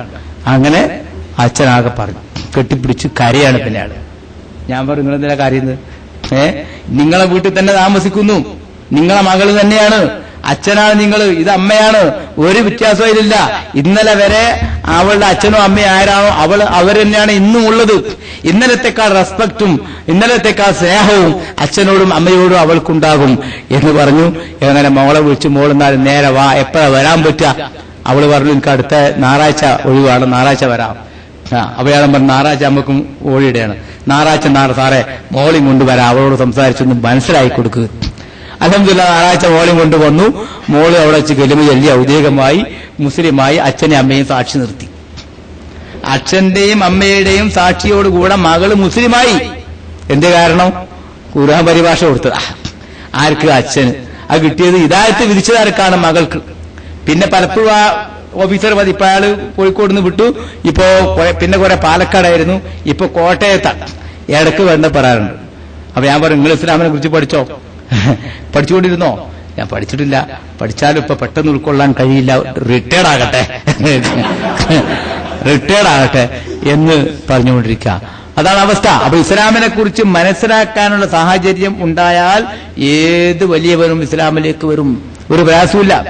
അതേസമയത്ത് ഇസ്ലാമിനെ പറ്റി തെറ്റിദ്ധാരണകൾ മാത്രം പരത്തപ്പെടുകയും തെറ്റിദ്ധരിച്ച് നിൽക്കുകയും ചെയ്യുന്ന സാഹചര്യത്തിൽ ഇസ്ലാമിനോട് മതിപ്പുണ്ടാകില്ലല്ലോ. അങ്ങനെ എത്രയോ അനുഭവങ്ങൾ ഞാൻ പറഞ്ഞു നീട്ടാൻ ആഗ്രഹിക്കുന്നില്ല. ചില യാത്രകളിൽ ട്രെയിനിലും മറ്റൊക്കെ യാത്ര ചെയ്യുമ്പോൾ നമ്മുടെ കൂടെ കിട്ടുന്ന സുഹൃത്തുക്കളോട് വെറുതെ ഇസ്ലാമിനെ കുറിച്ച് സംസാരിക്കുമ്പോഴും അവർ ഇതൊക്കെയാണോ ഇസ്ലാം, ഇങ്ങനെയൊക്കെ ഇസ്ലാമിലുണ്ടോ, അത്ഭുതത്തോടെ ചോദിക്കുന്നത് കാണാം. അവർക്ക് അവസാനം ഒരു വിസിറ്റിംഗ് കാർഡും കൊടുത്ത് ഇറങ്ങി ബന്ധപ്പെടി എന്ന് പറഞ്ഞ് തിരിച്ചു പോരുമ്പോ അൽഹംദുലില്ലാ അവർ പിന്നെ ബന്ധപ്പെടാണ്. ഒരു 8 കൊല്ലം മുമ്പ് ഒരു ക്രിസ്മസ് ദിവസത്തിൽ ഞാൻ തൃശ്ശൂരിൽ നിന്ന് KSRTCയിൽ വരാ കോഴിക്കോട്ടേക്ക് പട്ടാമ്പി വഴിക്ക്. അങ്ങനെ എന്റെ ബസ്സിലൊക്കെ കയറുമ്പോ നമ്മൾ രണ്ടാൾ ഒന്നിച്ച് ഇരുന്നിട്ട് വർത്താനം പറഞ്ഞാൽ പോരാ. എന്റെ സ്വഭാവം ഞാൻ ഒറ്റക്കാണ് അധികം ഇരിക്കുക, കൂടെയുള്ളവർ വേറെ ഇരിക്കാൻ പറയും. എന്നാലെന്താ, വേറെ പുതിയ ഒരു ഗസ്റ്റ് നമുക്ക് കിട്ടുമ്പോ അയാളായിട്ട് ഫ്രണ്ട്ഷിപ്പ് ഉണ്ടാവുമല്ലോ, അപ്പൊ നമ്മളെ പരിചയക്കാരൻ കൂടുമല്ലോ, സംസാരിക്കാൻ സമയം കിട്ടുമല്ലോ. ആ നിലക്ക് എപ്പോഴും ഞാൻ വിദ്യാർത്ഥിയോട് പറയുന്ന ഒരു ഉപദേശമാണ്, ഒറ്റയ്ക്ക് യാത്ര ചെയ്യണം. ട്രെയിനിലും ബസ്സിലും ഒക്കെ എല്ലാവരും കൂടി ഒരു സീറ്റിൽ ഇരിക്കരുത്, ഓരോരുത്തരും വ്യത്യസ്ത സീറ്റിൽ ഇരിക്കണം. അപ്പൊ അവിടെയുള്ള യാത്രക്കാരെ നമുക്ക് പരിചയപ്പെടാൻ കഴിയും. അവർക്ക് ഇസ്ലാമിന്റെ മെസ്സേജ് ആ യാത്രക്കിടയിൽ ഒരു മെസ്സേജ് കൊടുത്താൽ മതി, അത് പിന്നീട് അവർ ചിന്തിച്ച് ആ വഴിക്ക് വന്നോളും. അങ്ങനെ അൽഹംദുലില്ലാ പട്ടാമ്പി എത്തി. കുറെ കാര്യങ്ങൾ ബൈബിളും മറ്റൊക്കെ സംസാരിച്ചിങ്ങനെ പട്ടാമ്പി എത്തി. അപ്പോൾ അന്ന് ക്രിസ്മസ് ഡേ ആയതുകൊണ്ട് കുറെ ആൾക്കാർ കയറി. അന്ന് പുരാമന്തോട് പാലം പുതുക്കി പണിയിട്ടില്ല, അവിടെ ഭയങ്കര കട്ടെ. വണ്ടി ഒന്ന് കൂടുതലങ്ങ് ചാടിയിട്ട് 4-5 ആളൊന്നാട് ഛർദ്ദിച്ചു. എന്റെ കൂടെ ഇരിക്കുന്ന അച്ഛന്റെ മടിയിൽ ഒരാൾ ഛർദ്ദിച്ചത്, എന്റെ ഭാമേരും കുറച്ച് തീർച്ചു. അച്ഛൻ ഇങ്ങനെ പറഞ്ഞു, വല്ലാതെ കഷ്ടമായി പോയല്ലോ, ഇനി എന്താ ചെയ്യാ, വൃത്തികളായി, ഇതൊന്ന് ലോഹ വേറെ അല്ല, പാകിൽ വേറെ ലോഹയില്ല. ഞാൻ പറഞ്ഞപ്പോ നമ്മൾ ബന്ധമണ്ണെത്തിയിട്ട് കഴുകാ, വൃത്തിയാക്കാം എന്നൊക്കെ പറഞ്ഞു. ഇങ്ങനെ ശൈപ്പം പറഞ്ഞു. ഞാൻ ചോദിച്ചു, അച്ഛോ ഇന്ന് എന്തോ ഒരു വിശേഷ ദിവസമാണല്ലോ, എന്താ വെച്ചാ? ഇന്ന് ക്രിസ്മസ് ഡേ. ഓ, അതായിരിക്കും ആൾക്കാരൊക്കെ മദ്യപിച്ച് വണ്ടി കയറിയത്. അതായിരിക്കും ആൾക്കാരൊക്കെ മദ്യപിച്ച് വണ്ടി കയറിയത്. ഈ ഭാഗത്തൊന്നും അങ്ങനെ സാധാരണ വണ്ടി കയറാറ്, മദ്യപാനികളും വണ്ടി കയറാറില്ല. ഇന്നിപ്പോ മാസമായിട്ട് കുടിച്ച് കയറിയതായിരിക്കും. അപ്പൊ അയാളാകെ 4 അച്ഛന്മാരുണ്ട് കൂടെ, 2 മുന്നിലും 2 കൂടെയാണ്. അപ്പൊ ഇങ്ങനെ സംസാരിച്ചു കൊടുക്കണം ബാഗത്ത്. അപ്പൊ അങ്ങനെ ഞാൻ ചോദിച്ചു, അച്ഛോ ഈ മദ്യപാനത്തെ പറ്റി ബൈബിൾ എന്താ പറയുന്നത്, ക്രിസ്തുമതം എന്താ പറയുന്നത്? മദ്യപാനം ഒരു വൃത്തികെട്ട ജോലിയാണ്, ഇപ്പം മനസ്സിലായല്ലോ. കാരണം അങ്ങയുടെ കന്തൂരയിൽ മദ്യപാനി ഛർദ്ദിച്ചതോടുകൂടെ അങ്ങ് ഭയങ്കര വിമിഷ്ടം പ്രകടിപ്പിച്ചു. ഓ, കഷ്ടായിപ്പോയി, എന്ത് ചെയ്യും, അസ്വസ്ഥത. അപ്പൊ അങ്ങയെ അസ്വസ്ഥതപ്പെടുത്തിയത് ആ ഒരു മറ്റൊരാളുടെ മദ്യപാനാണ്. ഇത്രയും മനുഷ്യനെ അസ്വസ്ഥതപ്പെടുത്തുന്നതും അരാജകത്വം ഉണ്ടാക്കുന്നതുമായ വൃത്തികെട്ട മദ്യപാനത്തെപ്പറ്റി ബൈബിൾ എന്ത് പറയുന്നു? മറുപടിയില്ല. കുടുങ്ങി, മറുപടിയില്ല. മുന്നിൽ അച്ഛന്മാരോട് നിങ്ങളെ പറയണം, എന്താ നമ്മളിന്ന് തർക്കിക്കല്ല, സംഭവം ഉണ്ടായപ്പോ പറയുന്നുള്ളൂ. ബൈബിളെല്ലാം പറയണ്ടോ? അപ്പൊ ഒന്നും പറയില്ല, ബൈബിളൊന്നും പറയുന്നില്ല. ഒരുത്തമാ ബൈബിളിൽ പറയുന്നുണ്ട്, എന്തോന്ന് പറയുന്നുണ്ട്. അല്ല, പറയുന്നത് നിങ്ങൾ ബൈബിൾ പഠിച്ചവരല്ലേ, ബൈബിൾ ബൈഹാർട്ടാക്കിയിട്ടാണ് നിങ്ങൾ അച്ഛൻ പട്ടം കിട്ടുന്നത്. അപ്പൊ എവിടെയുള്ളത് പറയൂ? ഇല്ല. അങ്ങനെ പറഞ്ഞ അവസാനം ബൈബിളിലൊന്നും പറയാനോ കഴിഞ്ഞില്ല. അള്ളാഹു തോഫീഖ് കൊണ്ട് മലപ്പുറത്ത് ഞാൻ ബസ് ഇറങ്ങാം. ഞാൻ അവർക്കൊക്കെ കാർഡ് കൊടുത്തു, നിങ്ങൾ ബന്ധപ്പെടി, ഈ ചോദ്യത്തിന് മറുപടി കണ്ടെത്തുകയാണെങ്കിൽ. അപ്പൊ കണ്ണൂരിലേക്കാണ് അവർ പോകുന്നത്.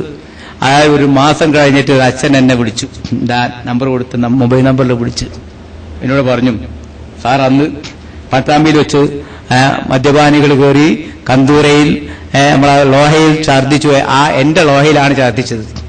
അപ്പൊ സാർ അങ്ങനെ മദ്യപാനത്തെ പറ്റി ചോദിച്ചല്ലോ, അതിനെ പറ്റി ഞാൻ പഠിച്ചു. ബൈബിളിലോ ക്രിസ്തു മതത്തിലോ മദ്യപാനം നിഷിദ്ധമാണെന്ന് പറയുന്ന ഒരു രേഖയില്ല. മാത്രമല്ല, ഞങ്ങളെ മതത്തിൽ നവജാത ശിശുവിനു ജനിച്ച കുട്ടിക്ക് ആദ്യം കൊടുക്കുന്നത്, നമ്മളൊക്കെ കൊടുക്കണ്ട തേന്, ആദ്യം കൊടുക്കുക തേന. റെഡ്കസന്റെ ആശുപത്രി തേന്റെ കുപ്പിങ്ങനെ നിരത്തി വെച്ചേക്കാം, പിന്നെ പ്രസവാർഡിൽ. കുട്ടിക്ക് ആദ്യം കൊടുക്കുക തേന, അവിടെ വാങ്ങാനും കിട്ടും തേനും. ആദ്യം കൊടുക്കുക തേന. അത് ഹിന്ദുക്കളെ കുട്ടികളെ വെച്ചാലും ഇൻഷാല്ലാഹ് ഞങ്ങൾ കൊടുക്കാറുണ്ട് തേന്. ഇവർ കൊടുക്കുക കള്ളോ, പിന്നെ വീഞ്ഞ. ക്രിസ്ത്യാനി കൊടുക്കുക വീഞ്ഞ. അപ്പൊ ഞാൻ പറഞ്ഞു ആദ്യം കൊടുക്കുന്നത് വീഞ്ഞാണ്. അതുകൊണ്ട് തന്നെ ഈ ലഹരി, ആദ്യത്തെ ടേസ്റ്റ് തന്നെ ലഹരി ആയതുകൊണ്ട് ആ ലഹരിയുടെ അഡിക്റ്റ്നെസ് മാറാൻ ക്രിസ്തു മതത്തിന് കഴിയില്ല എന്നെനിക്ക് ബോധ്യപ്പെട്ടു. ഇസ്ലാമിനെ കുറിച്ച് പഠിക്കാൻ ആഗ്രഹമുണ്ട്, കുറച്ച് പുസ്തകം അയച്ചു തരണം. ഞാൻ കുറച്ച് പുസ്തകങ്ങൾ വാങ്ങി അയച്ചു കൊടുത്തു. അൽഹംദുലില്ലാഹ് 6 മാസം കഴിഞ്ഞ് അദ്ദേഹം എന്റെ അടുത്ത് വന്നിട്ട് പറഞ്ഞു, ഞാൻ എന്റെ പെട്ടിയും ബാഗും ഒക്കെ എടുത്ത് ലോഹയൊക്കെ തിരിച്ചു കൊടുത്തിട്ട് പോരുകയാണ്. പെട്ടിയും ബാഗും ഒക്കെ എടുത്ത് ലോഹ തിരിച്ചു കൊടുത്ത് ചർച്ച കൊടുത്തിട്ട് ഞാൻ പോരുകയാണ്. അപ്പൊ ലോഹ തിരിച്ചു കൊടുക്കുമ്പോ എന്നോട് പറഞ്ഞു, എന്താ ലോഹ തിരിച്ചു? അപ്പൊ അതേ, ലോഹ മാത്രല്ല, ലോഹയുടെ കൂടെ കുരിശും തിരിച്ചു തരാം. ലോഹ മാത്രമല്ല, ലോഹയുടെ കൂടെ കുരിശും തിരിച്ചു തരാം, ഞാൻ ഈ മതം ഒഴിവാക്കി മറ്റൊരു മതം സ്വീകരിക്കാൻ പോവുകയാണ് എന്ന് പറഞ്ഞു പോന്നു. അന്ന് എന്റെ കൂടെ ഉണ്ടായിരുന്ന ഒരു കൂട്ടുകാരനോട് ഞാൻ പറഞ്ഞു, അന്നൊരു മൗലവി ബസ് നമ്മളോട് മദ്യപാനത്തെ പറ്റി വിധി ചോദിച്ചല്ലോ, അത് പറയാൻ നിങ്ങൾക്ക് കഴിഞ്ഞിട്ടുണ്ടോ? എനിക്ക് കഴിയാത്തതുകൊണ്ട് ഞാൻ ആ വിധിയുള്ള മതത്തിലേക്ക് പോവുകയാണ്, നിങ്ങൾ പഠിച്ചോളൂ, ആ വിധിയുള്ള മതത്തിലേക്ക് വന്നോളൂ എന്നും പറഞ്ഞ് അദ്ദേഹം പോരും.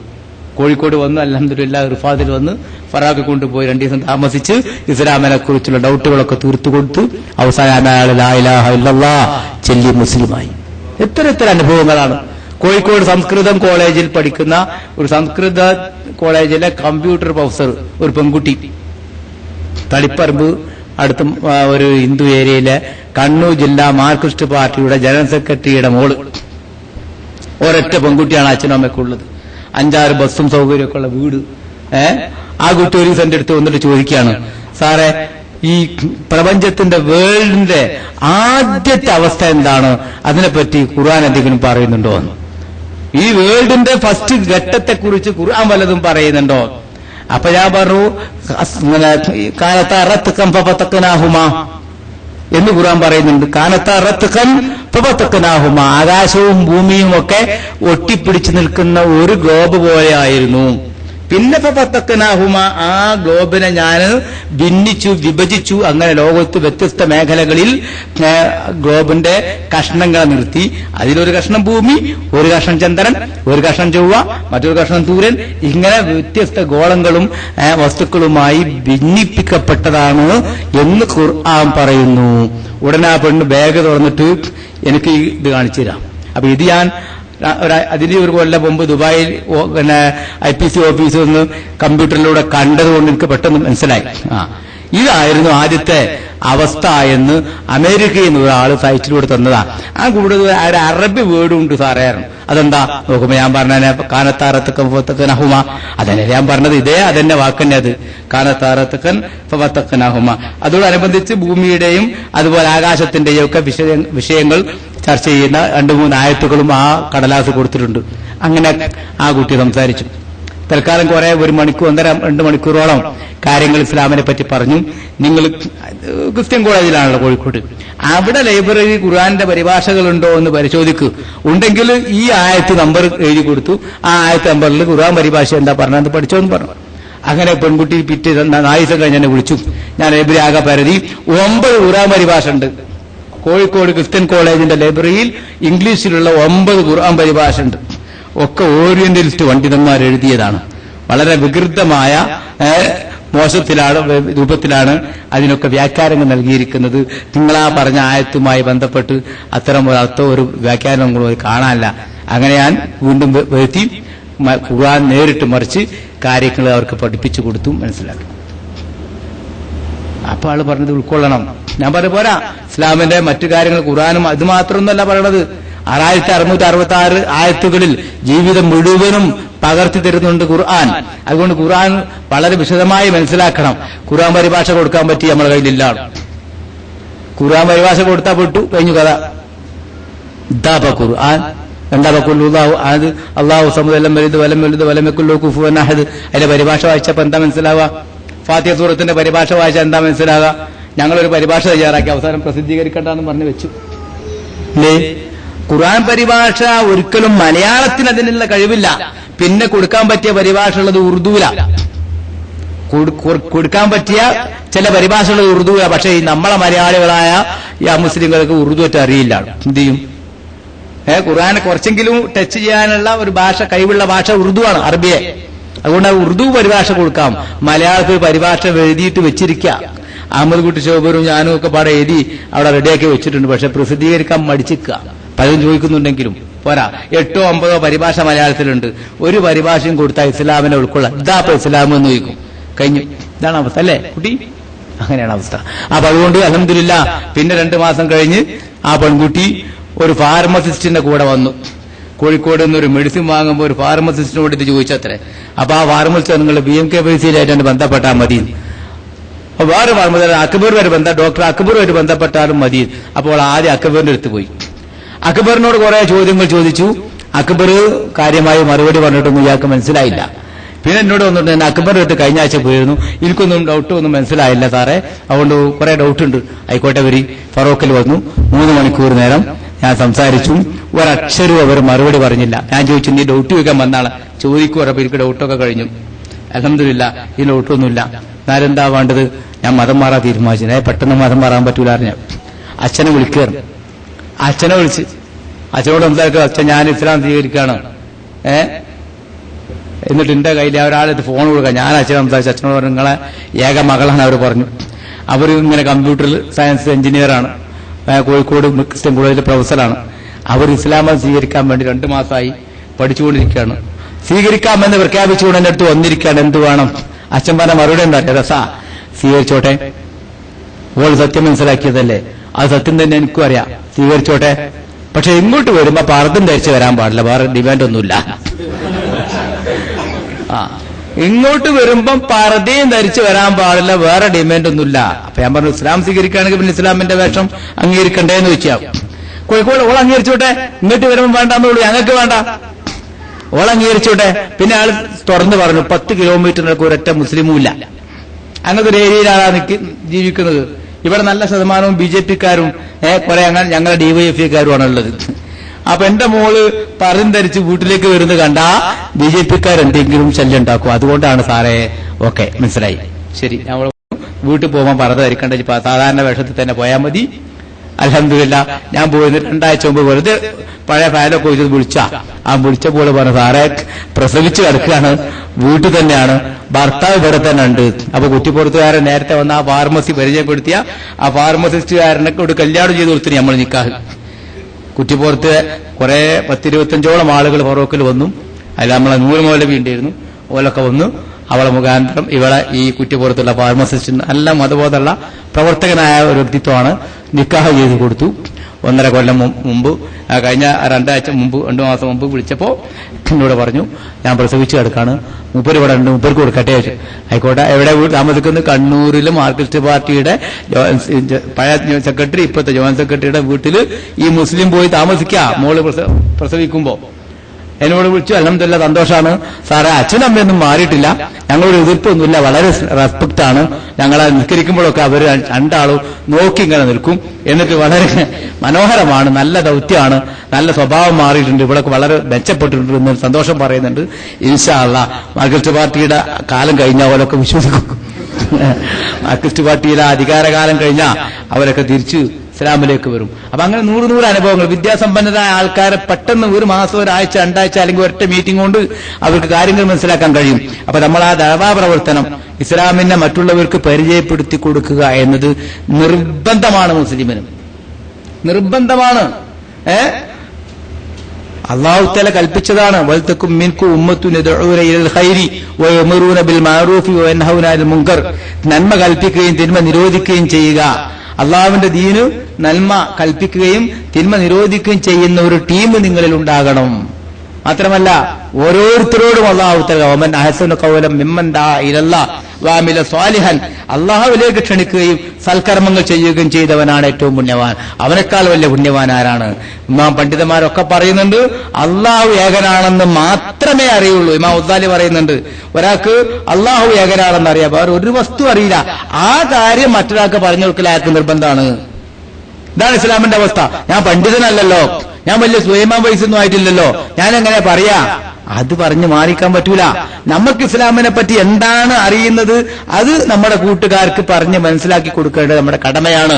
അപ്പൊ നമ്മളെ ഓഫീസുകളിലുണ്ടാവും, നമ്മളെ അയൽവാസികളിലുണ്ടാവും, നമ്മളെ ഫ്രണ്ട്സുകളിലുണ്ടാവും, നമ്മളെ പല പാർട്ട്ണർമാരിലും അതുപോലെ മറ്റു കൂട്ടുകാരിലൊക്കെ ഒരുപാട് ആളുകൾ മുസ്ലിങ്ങളുണ്ട്. അവരോട് ജസ്റ്റ് ഒരു കിട്ടുന്ന നല്ല കീ പോയിന്റ് വെച്ചിട്ട് ഇസ്ലാമിനെ പറ്റി പരിചയപ്പെടുത്തി കൊടുക്കണം. വെറുതെ നമുക്ക് ഇസ്ലാമിനെ പറ്റി പഠിച്ചുതരാം കിട്ടുക എന്ന് പറഞ്ഞാൽ ഒരാളെയും കിട്ടൂല. അത് അവൻ അനുഭവിക്കുന്ന ടെൻഷൻ എന്താണ്, അവന്റെ പിരിമുറുക്കം എന്താണ്, അവന്റെ പ്രശ്നം എന്താണ്, അവൻ അനുഭവിക്കുന്ന മാനസിക പ്രയാസം എന്താണ്, ഇത് മനസ്സിലാക്കിയിട്ട് അതിനുള്ള ഒരു പരിഹാര നിർദ്ദേശം പോലെ ഇസ്ലാമിന്റെ മെസ്സേജ് അങ്ങോട്ട് കൊടുത്താൽ മതി.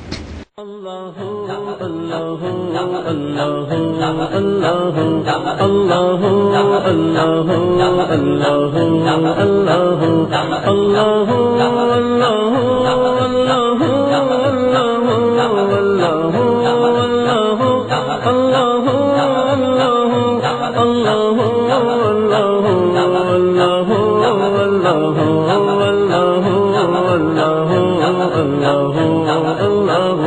पूछा गुल से ये मैंने के खूबरो तुझ में आई कहाँ से नज़ाकत की बू पूछा गुल से ये मैंने के खूबरो तुझ में आई कहाँ से नज़ाकत വടക്കേക്കട IC ഇംഗ്ലീഷ് മീഡിയം സ്കൂളിൽ ജോലി ചെയ്യും.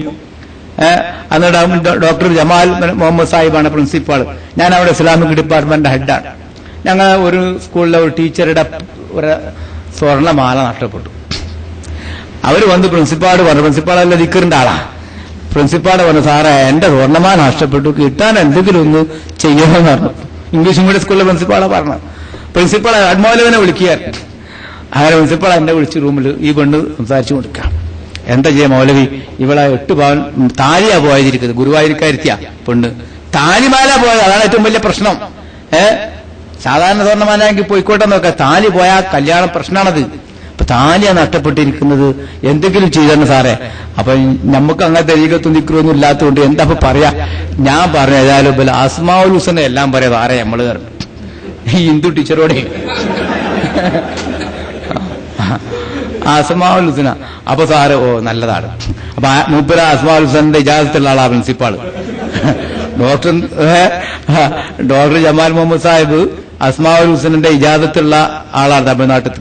അപ്പൊ ഞാൻ പറഞ്ഞു അസ്മാഉൽ ഹുസ്ന കൊടുത്ത സാറെന്നാണ് ചെല്ലാൻ പറഞ്ഞാൽ കിട്ടിക്കൊള്ളുന്നതാണ്. അപ്പൊ സാറ് പറഞ്ഞു, എനിക്ക് അസ്മാഉൽ ഹുസ്നന്റെ ചെല്ലാനുള്ള സമ്മതമുണ്ട്, അത് പറയാനുള്ള സമ്മതമുണ്ട്, അതുകൊണ്ട് മൗലവി നിർദ്ദേശം അനുസരിച്ച് ഞാൻ പറയാണ് 7 ദിവസം അസ്മാഉൽ ഹുസ്ന എല്ലിക്കോ. എന്താ അസ്മാഉൽ ഹുസ്ന? അദ്ദേഹം ഉടനെ തന്നെ ബാഗ് റൂമിൽ പോയി ബാഗ് തുറന്ന് അസ്മാഉൽ ഹുസ്നന്റെ ഏട് എടുത്ത് വന്നിട്ട് അത് ഇംഗ്ലീഷ് ലെറ്ററിലും, അറബി വായിക്കാൻ അറിയില്ലല്ലോ, ഹിന്ദു അല്ല പെണ്ണ്, മലയാളത്തിൽ തീരെ ശുദ്ധി ഉണ്ടാവില്ല. അപ്പൊ ഇംഗ്ലീഷ് ലെറ്ററിൽ അസ്മാഉൽ ഹുസ്ന എഴുതി കൊടുത്തു. ഇത് രാവിലെ മൗലവിന്റെ റൂമിന്റെ തൊട്ടപ്പുറത്ത് അവളുടെ ഞാൻ നടുവില. അങ്ങനെ മൗലവി രാവിലെ എഴുന്നേൽക്കുമ്പോ ഞാൻ ലൈറ്റ് ഇടുമ്പോ എനിക്കറിയാം ടൈം, ആ ടൈം പള്ളിയിൽ വാങ്ങി കൊടുക്കുന്ന ടൈം, ആ ടൈമിൽ എഴുന്നേറ്റിട്ട് 1 മണിക്കൂർ ഇരുന്നാൽ അസ്മാഉൽ ഹുസ്ന ചെല്ലാം. അങ്ങനെ അസ്മാഉൽ ഹുസ്ന ഓരോ അസ്മാവും 11 വട്ടം വീതം ചെല്ലാൻ പറഞ്ഞു. 7 ദിവസം ചെല്ലാൻ മതി കിട്ടിക്കോളുന്നാണ്. അല്ലെ മൗലവി ആ കിട്ടും പറഞ്ഞു. അള്ളാഹുവിന്റെ തൗഫീഖ് അങ്ങനെ തന്നെയാണ്. 7 ദിവസം അസ്മാഉൽ ഹുസ്ന ചൊല്ലി 8ാമത്തെ ദിവസം രാവിലെ ഇവര് ബാത്റൂമിൽ പോയി കുളിക്കാൻ, അലക്കാൻ വേണ്ടി, ഡ്രസ്സ് അലക്കാൻ വേണ്ടി വാഷിംഗ് കല്ലിന്റെ അടുത്തേക്ക് പുറത്തേക്ക് ബാഗിലേക്ക് ചെല്ലപ്പോ ആ കല്ലുമ്മലുണ്ട് മാല കൊണ്ടുവന്ന് കിടക്കണം. ആ കല്ലുമ്പം ഈ താലി അവിടെ കിടക്കുകയാണ്. ഉടനെ അവള് ഓടി എടുത്തിട്ട് എന്റെ അടുത്ത് കൂടെ മൗലവി കിട്ടിയിട്ടോ. ഞാൻ പറഞ്ഞു എന്നോടല്ല അവകാശം പറഞ്ഞിട്ട് സാറോട് പോയി പറയാറ്. സാർ അപ്പുറത്ത് കോട്ടേഴ്സുണ്ട്, സാറടുത്ത് പോയിട്ട് കുട്ടി വിളിച്ച് സാറോട് സാറേ കിട്ടി കിട്ടി കിട്ടി. വല്ലാത്ത അത് ഭയങ്കര ചർച്ചയായി, വല്ലാത്തൊരു ദിക്ർ. അവളുടെ ഹസ്ബൻഡ് പിറ്റേന്ന് വൈകുന്നേരം ആവുമ്പോ ആള് വന്നാലും നല്ലൊരു ഓഫീസറാ. ആള് വന്ന് നിങ്ങളെ മന്ത്രം വളരെ ഉഷാറായി എന്നാണ്. ഞങ്ങളെ മന്ത്രവും ഞങ്ങളാരും മന്ത്രിച്ചത്, നിങ്ങളെ ഭാര്യന്റെ മന്ത്രിച്ചത്. ആ മന്ത്രിച്ചതിന്റെ മീനിങ് എന്താണെന്ന് ചോദിക്കാൻ പറയാ ഭാര്യയോട് എന്ന്. അങ്ങനെ അൽഹംദുലില്ലാ പെണ്ണ് സാറോട് പിന്നെ സാറേ എന്താണ് അതിന്റെ മീനിങ് ഒന്ന് പറഞ്ഞുതരാം, അത് വല്ലാത്തൊരു സുഖമുള്ള മന്ത്രമാണ്, അതിന്റെ മീനിങ് കിട്ടിയാൽ കൊള്ളാം. അങ്ങനെ സാറേ അതിന്റെ മീനിങ് ഇംഗ്ലീഷ് തന്നെ എഴുതി കൊടുത്തു. അള്ളാഹുവിന്റെ തൗഫീഖ് കൊണ്ട് ആ സ്ത്രീ ആ ഭർത്താവും ഇസ്ലാം മതം സ്വീകരിക്കുക. പിന്നെ ഞാൻ മുസ്ലിം, ഞാൻ ഗവൺമെന്റ് കൊടുത്തല്ല, അവർ 2 ആളും പിന്നെ ഇസ്ലാം സ്വീകരിച്ചു. എന്റെ ക്ലാസ്സിലുണ്ടായിരുന്ന 7 കുട്ടികളിൽ 7 ഹിന്ദു കുട്ടികളുടെയും 3 കുട്ടികൾ ഇസ്ലാം സ്വീകരിച്ചു. അതിലൊരു കുട്ടി ഇപ്പൊ കഴിഞ്ഞ വർഷം ദുബൈയിൽ കണ്ടു. പറഞ്ഞു സാറേ ക്ലാസ്സിൽ 10ാം ക്ലാസ്സിൽ ഞാൻ പഠിച്ച ആളാണ്, രമൺ എന്നായിരുന്നു എന്റെ പേര്, ഇപ്പൊ എന്റെ പേര് നസീർ എന്നാണ്. ഞാൻ MA കഴിഞ്ഞു, അതുപോലെ MEd കഴിഞ്ഞു, പിന്നെ ബിസിനസ് അഡ്മിനിസ്ട്രേഷനും പഠിച്ചു. ഇപ്പൊ ദുബായിൽ നല്ലൊരു കമ്പനി 7000 ദിർഹം ശമ്പളം വാങ്ങുന്ന ജോലിയിലാണ്. ദുബായിൽ വന്നതിന് ശേഷമാണ് ഇസ്ലാം മതം സ്വീകരിച്ചത്. കാരണം ഒരു ജോലിയാകാതെ സ്വീകരിച്ചാൽ പിന്നെ അച്ഛനും അമ്മയൊക്കെ പ്രശ്നം ഉണ്ടാവും. അപ്പൊ സാറെ ക്ലാസ്സിൽ ഇരിക്കുമ്പോ തന്നെ അത് തീരുമാനിച്ചിരുന്നു, പക്ഷെ ജോലി ആയ ശേഷമാണ് ഇസ്ലാം സ്വീകരിച്ചത്. അപ്പൊ നമ്മള് ഒരു മുസ്ലിം കുട്ടി ക്ലാസ് ഉണ്ടാകുമ്പോ ഞാൻ അവരോട് ഇരിക്കാൻ പറയും, നിങ്ങൾ പോകണ്ട, നിങ്ങൾ വർക്ക് എടുത്തുകൊള്ളി. അപ്പൊ നമ്മൾ പ്രസംഗിക്കുമ്പോൾ ക്ലാസ് എടുക്കുമ്പോഴൊക്കെ അതിലേതെങ്കിലും ഒരു പോയിന്റ് അല്ലാഹുവിന്റെ തൗഫീഖ് കൊണ്ട് അവരെ ഹൃദയത്തിൽ കയറിയിരിക്കും. അപ്പൊ നമ്മൾ അറിഞ്ഞോ അറിയാതെയും പറഞ്ഞ് ചെയ്താൽ മുസ്ലിങ്ങൾക്കിടയിൽ ഇസ്ലാമിനെ പറ്റി കേൾപ്പിച്ചാൽ അറിയാതെ അവരുടെ ഹൃദയത്തെ സ്വാധീനിക്കും. റജാകാരിയുടെ ഇസ്ലാമം സ്വീകരിച്ചതിനെ പറ്റി അദ്ദേഹം ചരിത്രത്തിൽ എഴുതിയിട്ടുണ്ട്, അതിനെ ജീവിച്ചിരിക്കുന്നുണ്ട്. ദീർഘായുസ് കൊടുക്കുമ്പോഴല്ല, ദീർഘായുസ് കൊടുക്കട്ടെ. ഫ്രാൻസിൽ കമ്മ്യൂണിസ്റ്റ് പാർട്ടിയുടെ ജനറൽ സെക്രട്ടറിയാണ്. 10 കൊല്ലം ഫ്രാൻസിന്റെ വിദ്യാഭ്യാസ മന്ത്രിയും 3 കൊല്ലം ധനകാര്യമന്ത്രിയായിട്ട് ജോലി ചെയ്ത മഹാവ്യക്തിത്വമാണ് റജാ കരേഡി. അദ്ദേഹം ഇസ്ലാം സ്വീകരിക്കുന്നത് അങ്ങനെ, അദ്ദേഹം ഒരിക്കൽ വെറുതെ പുസ്തകം വായിച്ചു കൊടുക്കും. പെട്ടെന്നൊരു ഓർമ്മയാണ് പോയതാ. 40 കൊല്ലം മുമ്പ് 947 രണ്ടാം ലോക ഒരു യുദ്ധം നടക്കുമ്പോ അന്ന് ഇയാള് ഫ്രാൻസിന്റെ നയത്തിന് എതിരായി നീങ്ങി, പട്ടാളക്കാരനാണ്, ഫ്രാൻസിന്റെ നയത്തിനെതിരായി നീങ്ങിയത് കൊണ്ട് അദ്ദേഹത്തെ സൈന്യത്തിൽ നിന്ന് ഡിസ്മിസ് ചെയ്തു. പിന്നെ വിചാരണ കോടതി തൂക്കിക്കൊല്ലാൻ വിധിച്ചു. തൂക്കുമരത്തിലേക്ക് പറഞ്ഞ ഡേറ്റ് അനുസരിച്ച് തൂക്കുമരത്തിലേക്ക് ചെന്നപ്പോ വെറുതെ ആരച്ചാരിയാളൊരു പരിചയപ്പെടാൻ തങ്ങളെ പേര് എന്താ നിങ്ങൾ ചെയ്ത് കുറ്റം? അപ്പൊ ഗരേഡ് പറഞ്ഞു ഞാൻ കുറ്റം ചെയ്തിട്ടില്ല. അങ്ങനെ യുദ്ധത്തിൽ നമ്മുടെ ഗവൺമെന്റിന് നയം ശരിയല്ലെന്ന് മനസ്സിലാക്കി ഞാനൊരു പട്ടാളക്കാരൻ, നിരപരാധികളെ കൊല്ലരുത് എന്നതുകൊണ്ട് ഞാൻ കുറച്ചൊരു തണുത്ത് ഒഴിഞ്ഞു മാറി നിന്നു. അതിന്റെ പേരിൽ രാജദ്രോഹ കുറ്റം ചുമത്തപ്പെട്ടു. എന്നെ തൂക്കിക്കൊല്ലാൻ വിധിച്ചിരിക്കുകയാണ്.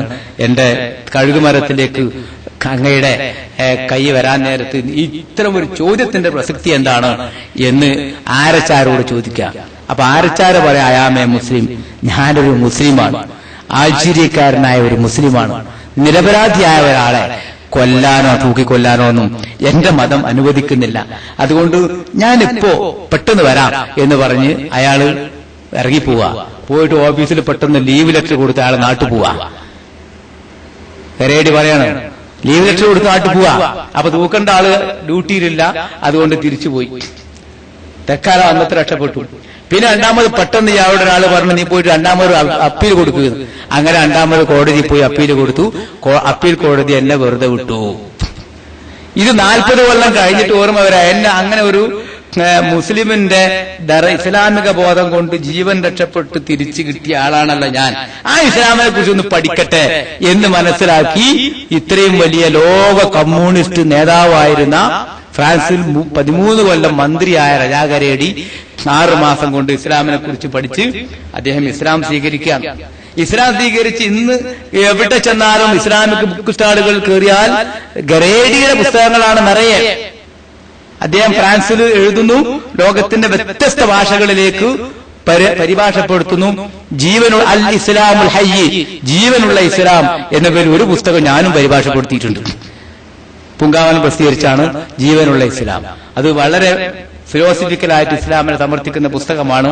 ഈ പുസ്തകത്തെ പറ്റി ജമാഅത്തെ ഇസ്ലാമിക്കാരെ പ്രബോധനത്തിൽ 3 പേജ് നീണ്ട ഒരു അഭിപ്രായക്കുറിപ്പ് എഴുതിയപ്പോ ജമാഅത്താരൊക്കെ വന്നിട്ട് വായിക്കൊണ്ടുപോയി. കെട്ടിക്കിടക്കേന ജീവനുള്ള ഇസ്ലാം ആയതുകൊണ്ട് ആ ഭൂകാവനത്തിൽ കെട്ടിക്കിടക്കേനു. ഉസ്മാൻ മുസ്ലിയാറിന് കഴിഞ്ഞിട്ടോ എന്തറിയില്ല, കുറെ ആൾക്കാർ വന്ന് വാങ്ങും. അപ്പൊ ഞാൻ പറഞ്ഞു, കഴിഞ്ഞ ലക്കം പ്രബോധനത്തിലുണ്ടായിരുന്നു, അതിനെപ്പറ്റിയുള്ള ഒരു നമ്മളാരും പറഞ്ഞല്ല. PMK ബേസിയുടെ രചനാഥൻ പറഞ്ഞിട്ട് പ്രബോധനത്തിൽ അതിനെപ്പറ്റി ഒരു അവതാരം കണ്ടേനു. 3 പേജ് ഒന്നായിട്ട് ഒരു പരിചയക്കുറിപ്പ്. അത് കിട്ടിയപ്പോ ജമാഅത്തേരൊക്കെ വായിക്കൊണ്ടേതായിരിക്കും എന്ന് പറഞ്ഞു. ശരിയാണ്, ജമാഅത്തേർ തന്നെയാണ് വായിക്കൊണ്ടേതാണ്. അപ്പോഴാണ് പ്രബോധനം കാണുന്നവർ. അപ്പൊ അതിന്റെ അവസ്ഥ. അപ്പൊ അങ്ങനെയുള്ള പണ്ഡിതന്മാര് ലോകത്ത് പോലും ഇസ്ലാമിലേക്ക് വരിക, അത് അള്ളാഹുവിന്റെ തീരുമാനം. 40 കൊല്ലങ്ങൾക്ക് ശേഷം ഗരേഡ് ചിന്തിക്കാണ് 40 കൊല്ലം മുമ്പ് ചെയ്ത ഒരു മുസ്ലിമിന്റെ നന്മ. അപ്പോഴാണ് ആ ചിന്തയാണ് അയാൾ ഇസ്ലാമിലേക്ക് ക്ഷണിക്കുന്നത്. അയാളെ ലേഖനത്തിൽ എഴുതിയിരിക്കുന്നു. ഇതുപോലെ ഒട്ടേറെ അനുഭവങ്ങൾ പറയാൻ കഴിയുന്ന സമയമില്ല. അതുകൊണ്ട് ഇസ്ലാമിക പ്രബോധന രംഗം 946 ആളുകൾക്ക് ഇസ്ലാമിന്റെ കലിമ ചൊല്ലിക്കൊടുക്കാൻ കഴിഞ്ഞു. ഇതില് പ്രാസ്ഥാനികമായ ഒരു പിന്തുണയില്ല, ആരുടെയും ഹെൽപ്പുമില്ല, സഹായവുമില്ല. അൽഹംദുലില്ലാ. എന്നാലും അള്ളാഹുവിന്റെ തൗഫീഖ് കൊണ്ട് ദുബായ്, അബുദാബി തുടങ്ങിയ സ്ഥലങ്ങളിലും ഖത്തറിലൊക്കെ IPC യൂണിറ്റുകൾ വളരെയധികം സഹകരിക്കാറുണ്ട്, സഹായിക്കാറുണ്ട്. അതുകൊണ്ട് IDC-യിലെ ബന്ധപ്പെട്ടവരോടും പ്രവർത്തകരോടും ഈ ദഅവാ പ്രവർത്തനങ്ങൾക്ക് പരമാവധി പിന്തുണ നൽകാൻ തയ്യാറാകണമെന്ന് സന്ദർഭത്തിൽ പറഞ്ഞു അവസാനിപ്പിക്കുകയാണ്. നേരത്തെ പറഞ്ഞതുപോലെ റസൂലുള്ളാഹി സ്വല്ലല്ലാഹു അലൈഹി വസല്ലം തങ്ങളെ കുറിച്ച് ആധികാരികമായ ഒരു പഠനം മലയാളത്തിലില്ല. മലയാള ഭാഷയിൽ നമ്മുടെ രചന തുടങ്ങിയിട്ട് 10-35 കൊല്ലമായിട്ടുള്ളൂ. ഇസ്ലാമിക സാഹിത്യം മലയാള ഭാഷയിലില്ല. 10-35 കൊല്ലങ്ങൾക്ക് എഴുതിയ പുസ്തകങ്ങൾ മാത്രമാണ്. അതിനു മുമ്പൊക്കെ അറബി മലയാളത്തിലാണ് നമ്മുടെ പണ്ഡിതന്മാരൊക്കെ എഴുതിപ്പോയത്. അതുകൊണ്ട് തന്നെ മലയാളത്തിൽ രചന കുറവാണ്. റസൂലുള്ളാഹിനെ പറ്റി ചെറിയ ചെറിയ പാട്ടുകൾ, റസൂലുള്ളാഹിന്റെ എന്തെങ്കിലും മൊയ്ജിദാത്തുകൾ അല്ലെങ്കിൽ മറ്റൊക്കെ ഒറ്റപ്പെട്ട ചില 100-150 പേജുള്ള ചില പുസ്തകങ്ങളുണ്ട് എന്നല്ലാതെ സമഗ്രമായ റസൂലുള്ളാഹിന്റെ ചരിത്രം A മുതൽ Z വരെ വിശദീകരിക്കുന്ന ഒരു പുസ്തകമില്ല. എന്നതുകൊണ്ട് തന്നെ പല അമുസ്ലിങ്ങളും എന്നോട് ചോദിക്കുക 2 കാര്യം. 1 ഖുർആൻ പരിഭാഷ, അത് കൊടുക്കാൻ പറ്റിയ നമ്മളേക്കല്ല. 2 മുഹമ്മദ് നബിയെ പറ്റി പഠിക്കാൻ പറ്റിയൊരു പുസ്തകം, അതും നമ്മളേക്കല്ല. പിന്നെ എന്ത് കുന്താ ഉള്ളത് നമ്മളേക്ക്? അള്ളാഹിനെ പറ്റി പറയാൻ പഠിക്കുന്നതാണ് ഖുർആൻ പരിഭാഷ. അത് കൊടുക്കാൻ നമ്മളെയൊക്കെ കഴിയൂല. അത് ശ്രമിച്ച് പരാജയപ്പെട്ട് കിടക്കുക. പിന്നെ ചോദിക്കുന്ന മുഹമ്മദ് നബിയെ പറ്റി പഠിക്കാൻ വല്ല ഉദ്ധരിയും അതും കൊടുക്കാനില്ല. ഇനി കൊടുക്കാനുള്ളത് തന്നെയാണെങ്കിൽ അത് മുസ്ലിമീങ്ങളെ മാത്രം ലക്ഷ്യം വെച്ച് എഴുതിയത്, അല്ലെങ്കിൽ വഹാബികളെ എതിർക്കാൻ വേണ്ടി എഴുതിയത്. അത് അമുസ്ലിമിന് കൊടുക്കാൻ പറ്റുമോ? ഇല്ല. അപ്പൊ അമുസ്ലിമീന് കൊടുക്കാനാണ് ഞാൻ തയ്യാറാക്കുന്നത്. ഞാനങ്ങനെ 4 കൊല്ലം മുമ്പ് സിയാറത്തിന് വന്നപ്പോ മദീനത്ത് നിന്നിരുന്ന് ഖുർആൻ ഓതിക്കൊണ്ടിരിക്കുമ്പോൾ എന്റെ മനസ്സിലങ്ങ് തോന്നി, മലയാളത്തിൽ ഒരു റസൂലുള്ളാഹിന്റെ ചരിത്രമല്ലല്ലോ, അത് എഴുതണല്ലോ എന്ന്. അങ്ങനെ തന്നെ അപ്പൊ തീരുമാനമെടുത്ത് റൗദയിൽ പോയി സിയാറത്ത് ചെയ്ത് അപ്പൊ അതൊരു നോട്ട് ബുക്ക് വാങ്ങി അതിന്റെ ആമുഖം അതിൽ എഴുതി കണ്ട് റസൂലുള്ളാഹി റൗദയിൽ വെച്ച് പോയി. 4 കൊല്ലങ്ങൾക്ക് ശേഷം അൽഹംദുലില്ലാഹ് 1-ാം വാള്യം പ്രസിദ്ധീകരിച്ചു. 1 കൊല്ലം മുമ്പ് എഴുതിയതാണ്. അത് വേറൊരു സ്ഥാപനത്തിൽ റിസാലക്കാർ പ്രസിദ്ധീകരിക്കാന്ന് പറഞ്ഞിരുന്നു. അവർക്ക് കൊടുത്തു. പക്ഷെ അവരുടെ സാമ്പത്തിക പ്രയാസം കൊണ്ട് പ്രസിദ്ധീകരിക്കാൻ താമസിച്ചപ്പോൾ ഞാൻ തന്നെ വാങ്ങി. അൽ-റിഫാത്തിന്റെ കീഴിൽ ബുക്ക് ട്രസ്റ്റ് ഓഫ് ഇന്ത്യ, നമ്മുടെ പ്രസാധനാലയത്തിന്റെ പേരാണ്, ബുക്ക് ട്രസ്റ്റ് ഓഫ് ഇന്ത്യയുടെ പേര് ഇറക്കാൻ തീരുമാനിച്ചു. ഇറക്കി അൽഹംദുലില്ലാഹ് 10,000 കോപ്പി പ്രിന്റ് ചെയ്തു. അത് ഏതാണ്ട് കഴിഞ്ഞു. 1,00,000 കോപ്പിയെങ്കിലും അത് പ്രിന്റ് ചെയ്യണം തീരുമാനിച്ചാണ്. അബുദാബി, ദുബായ് തുടങ്ങിയ സ്ഥലങ്ങളിലൊക്കെയുള്ള നമ്മൾ IPSന്റെ പ്രവർത്തകന്മാരും ബന്ധപ്പെട്ട ആളുകളൊക്കെ 500 കോപ്പി, 1000 കോപ്പി ഒക്കെ 313 കോപ്പിയൊക്കെ സ്പോൺസർ ചെയ്ത് അത് വിതരണം ചെയ്തുകൊണ്ടിരിക്കുക. കൊച്ചി കല്ലൂർ മഹലിലേക്ക് 500 കോപ്പി അവർ പ്രവർത്തകൻ സ്വന്തം ചെലവിൽ കൊടുത്തയച്ചു. അബുദാബിയിൽ ഇങ്ങനെ കഴിഞ്ഞ ഒരു റബീഉൽ അവ്വൽ പരിപാടിക്ക് പ്രസംഗിച്ചു കൊണ്ടുപോകും വിഷയം പറഞ്ഞു. അപ്പൊ തന്നെ 313 കോപ്പി അതിന്റെ കാശ് ചെക്ക് അപ്പൊ തന്നെ ഒരു പ്രവർത്തകന്റെ കയ്യിൽ തന്നു. ഇങ്ങനെ നമ്മളെ നാട്ടിലുള്ള എല്ലാ വീടുകളിലേക്കും ഹിന്ദു, മുസ്ലിം, ക്രിസ്ത്യൻ വ്യത്യാസമില്ലാതെ എല്ലാ വീടുകളിലേക്കും നബിന്റെ ചരിത്രം എത്തിക്കാം. അതിന് ഒരു വിരോധവുമില്ല. ഇസ്ലാം സ്വീകരിക്കണം എന്ന് പറയാനാ പാടില്ലാത്തത്. ഇജ്ജ് പോയി മതം മാറി എന്ന് പറയാൻ പറ്റില്ല. ഒരു പുസ്തകം കൊണ്ടുപോയി കൊടുക്കുന്നതിനോ അൽ-റിഫാദ് മാസികവന്റെ അഡ്രസ്സിന് അയച്ചു കൊടുക്കുന്നതിനോ ഒന്നും യാതൊരു തടസ്സവും എപ്പോഴും ഒരു ഭീഷണിയില്ല. അതുകൊണ്ട് ദേവന്റെ പുതിയ മുഖം നമ്മൾ സ്വീകരിക്കണം. അപ്പൊ പരമാവധി പുസ്തകങ്ങൾ അമുസ്ലിങ്ങൾക്കും മറ്റും എത്തിച്ചു കൊടുക്കുക. അങ്ങനെ റസൂലുള്ളാഹി സ്വല്ലല്ലാഹു അലൈഹി വസല്ലമയുടെ ഈ ചരിത്രം ഞാനിങ്ങനെ ഇരുന്ന് ആലോചിച്ച് നോക്കുമ്പോ ആദ്യം തീരുമാനിച്ച 5 വാള്യത്തിൽ എഴുതി തീർക്കാൻ വന്നായിരുന്നു. ഇപ്പൊ അത് നോക്കുമ്പോ 10 വാള്യം കൊണ്ട് എഴുതി തീർക്കാൻ കഴിയില്ല. ഏതായാലും ഒരു 6 വാള്യം എങ്കിലും ആയി ചുരുക്കണം. പെട്ടെന്ന് 2-ാം വാള്യം ഏതാണ്ട് എഴുതി കഴിഞ്ഞിട്ടുണ്ട്. കുറച്ച് എഡിറ്റിംഗ് വർക്ക് കഴിഞ്ഞാൽ ഇൻഷാ അല്ലാഹ് 2-3 മാസം കൊണ്ട് 2-ാം വാള്യവും പുറത്തിറങ്ങും. 1,00,000 കോപ്പിയെങ്കിലും അടിച്ച് ജനങ്ങൾക്ക് എത്തിക്കണമെന്ന് ആഗ്രഹമുണ്ട്. അതിന് നിങ്ങളൊക്കെ ഉത്സാഹിക്കണം, സഹായിക്കണം. നിങ്ങളൊക്കെ പരമാവധി കോപ്പികൾ നിങ്ങളുടെ നാട്ടിലേക്ക് എത്തിക്കണം. 20 റിയാൽ നൽകിയാൽ ഒരു ലക്കം കൊല്ലത്തെ അൽ-റിഫാദ് മാസികയും ഈ ഒരു പുസ്തകത്തിന്റെ 1-ാം വാള്യവും നിങ്ങൾ തരുന്ന നാട്ടിലെ അഡ്രസ്സിൽ എത്തിക്കും. ഇവിടുത്തെ അഡ്രസ്സിൽ എത്തിക്കാമെന്ന് ഓഫർ നൽകാൻ തയ്യാറില്ല. കാരണം പോസ്റ്റ് ഓഫീസ് എത്തിക്കാനാ പിന്നെ നമ്മളതിന് മസൂല. എത്തിക്കും, പോസ്റ്റ് ഓഫീസിൽ നിന്ന് എത്തിക്കിട്ടുമെന്നുള്ള ഉറപ്പറ്റെല്ലാം. പിന്നെ ഇവിടേക്ക് വേണമെങ്കിൽ അതിനനുസരിച്ച് IDC പ്രവർത്തകന്മാരുമായി ബന്ധപ്പെട്ട വരുന്ന ആളുകൾ മുഖേന എത്തിക്കാൻ സാധിക്കും. നിങ്ങൾ ക്യാമ്പയിന്റെ ഭാഗമായിട്ട് ഇത്ര കോപ്പി കൂട്ടി ഇന്നാൾ മുഖേന എത്തിക്കണം എന്ന് പറഞ്ഞാൽ കൊടുത്തയക്കാൻ പറ്റും. കൂടുതൽ കോപ്പി ഞാൻ തന്നെ 3 കോപ്പിയാണ് നാട്ടിൽ നിന്ന് വരുമ്പോൾ കൊണ്ടുവന്നത്. ദുബായ് 20 കൊല്ലമായി ദുബായിൽ വരാൻ, 24 കൊല്ലമായി ദുബായിൽ വരാൻ തുടങ്ങിയിട്ട് ഇതുവരെ എന്റെ ബാഗ് തുറന്നു വെക്കിയിട്ടില്ല. ഈ 3 കോപ്പിയായിട്ട് വന്നപ്പോ കഴിഞ്ഞ ആഴ്ച വന്നപ്പോ ബാഗ് തുറക്കാൻ പറഞ്ഞു. പല കുറെ കെട്ട് 2 ആൾ വന്ന് തുറന്ന് നോക്കുമ്പോ 3 കോപ്പി ഉണ്ട്. ഒരു പേജ് റസൂലുള്ളാഹിനെ പറ്റിയും അറബിയിൽ പറയുന്നത് കൊണ്ട് മാഫി മുസ്കിൽ താരിഖ് റസൂലില്ല ഓക്കെ എന്നും പറഞ്ഞ് വിട്ടു. അത് ഇത്രയും കർശനമാണ് ഇപ്പോ ഇമിഗ്രേഷൻ ഒക്കെ ദുബായിലും മറ്റൊക്കെ. അതുകൊണ്ട് തന്നെ കൊണ്ടുവന്ന് കൊടുക്കാമെന്ന് ഉറപ്പ് നൽകാത്തത് കൊണ്ട് ഇവിടത്തെ കാര്യം ഉത്തരവാദപ്പെട്ട പ്രവർത്തകന്മാരേറ്റ് അവർ മുഖേന എത്തിക്കുകയാണെങ്കിൽ മാത്രമേ പറയാൻ പറ്റൂ. നാട്ടിലേക്ക് നിങ്ങൾ ഉദ്ദേശിക്കുന്ന എത്ര കോപ്പിയാണെങ്കിലും എത്തിക്കാൻ സാധിക്കും. സഹായിക്കണം എന്ന് വിനീതമായി അപേക്ഷിച്ചുകൊണ്ട് ഞങ്ങളുടെ ഉമ്മുൽ ഖുറ സ്ഥാപനത്തിന് എല്ലാവരും സഹായിക്കണം. സാമ്പത്തികമായി വളരെ പ്രയാസം അനുഭവിക്കുന്ന ഒരു സ്ഥാപനമാണ്. ആക്സിഡന്റ് ഉണ്ടായി 5-6 കുട്ടികൾ മരിച്ചു 3 കൊല്ലമായി. ഞങ്ങൾ അതിന്റെ 10-15 ലക്ഷം രൂപ ആ വിഷയത്തിൽ ബാധ്യസ്ഥരായി കടക്കാരായി. പിന്നെ അതിന്റെ വികസന പ്രവർത്തനങ്ങളും മറ്റൊക്കെ നടന്നുകൊണ്ടിരിക്കുകയാണ്. 150ഓളം അനാഥാഗതികൾ ഫ്രീ ആയിട്ട് ഒരു പൈസ ഫീസ് വാങ്ങാതെ ഭക്ഷണവും താമസവും കൊടുത്താൽ പഠിക്കുന്നുണ്ട്.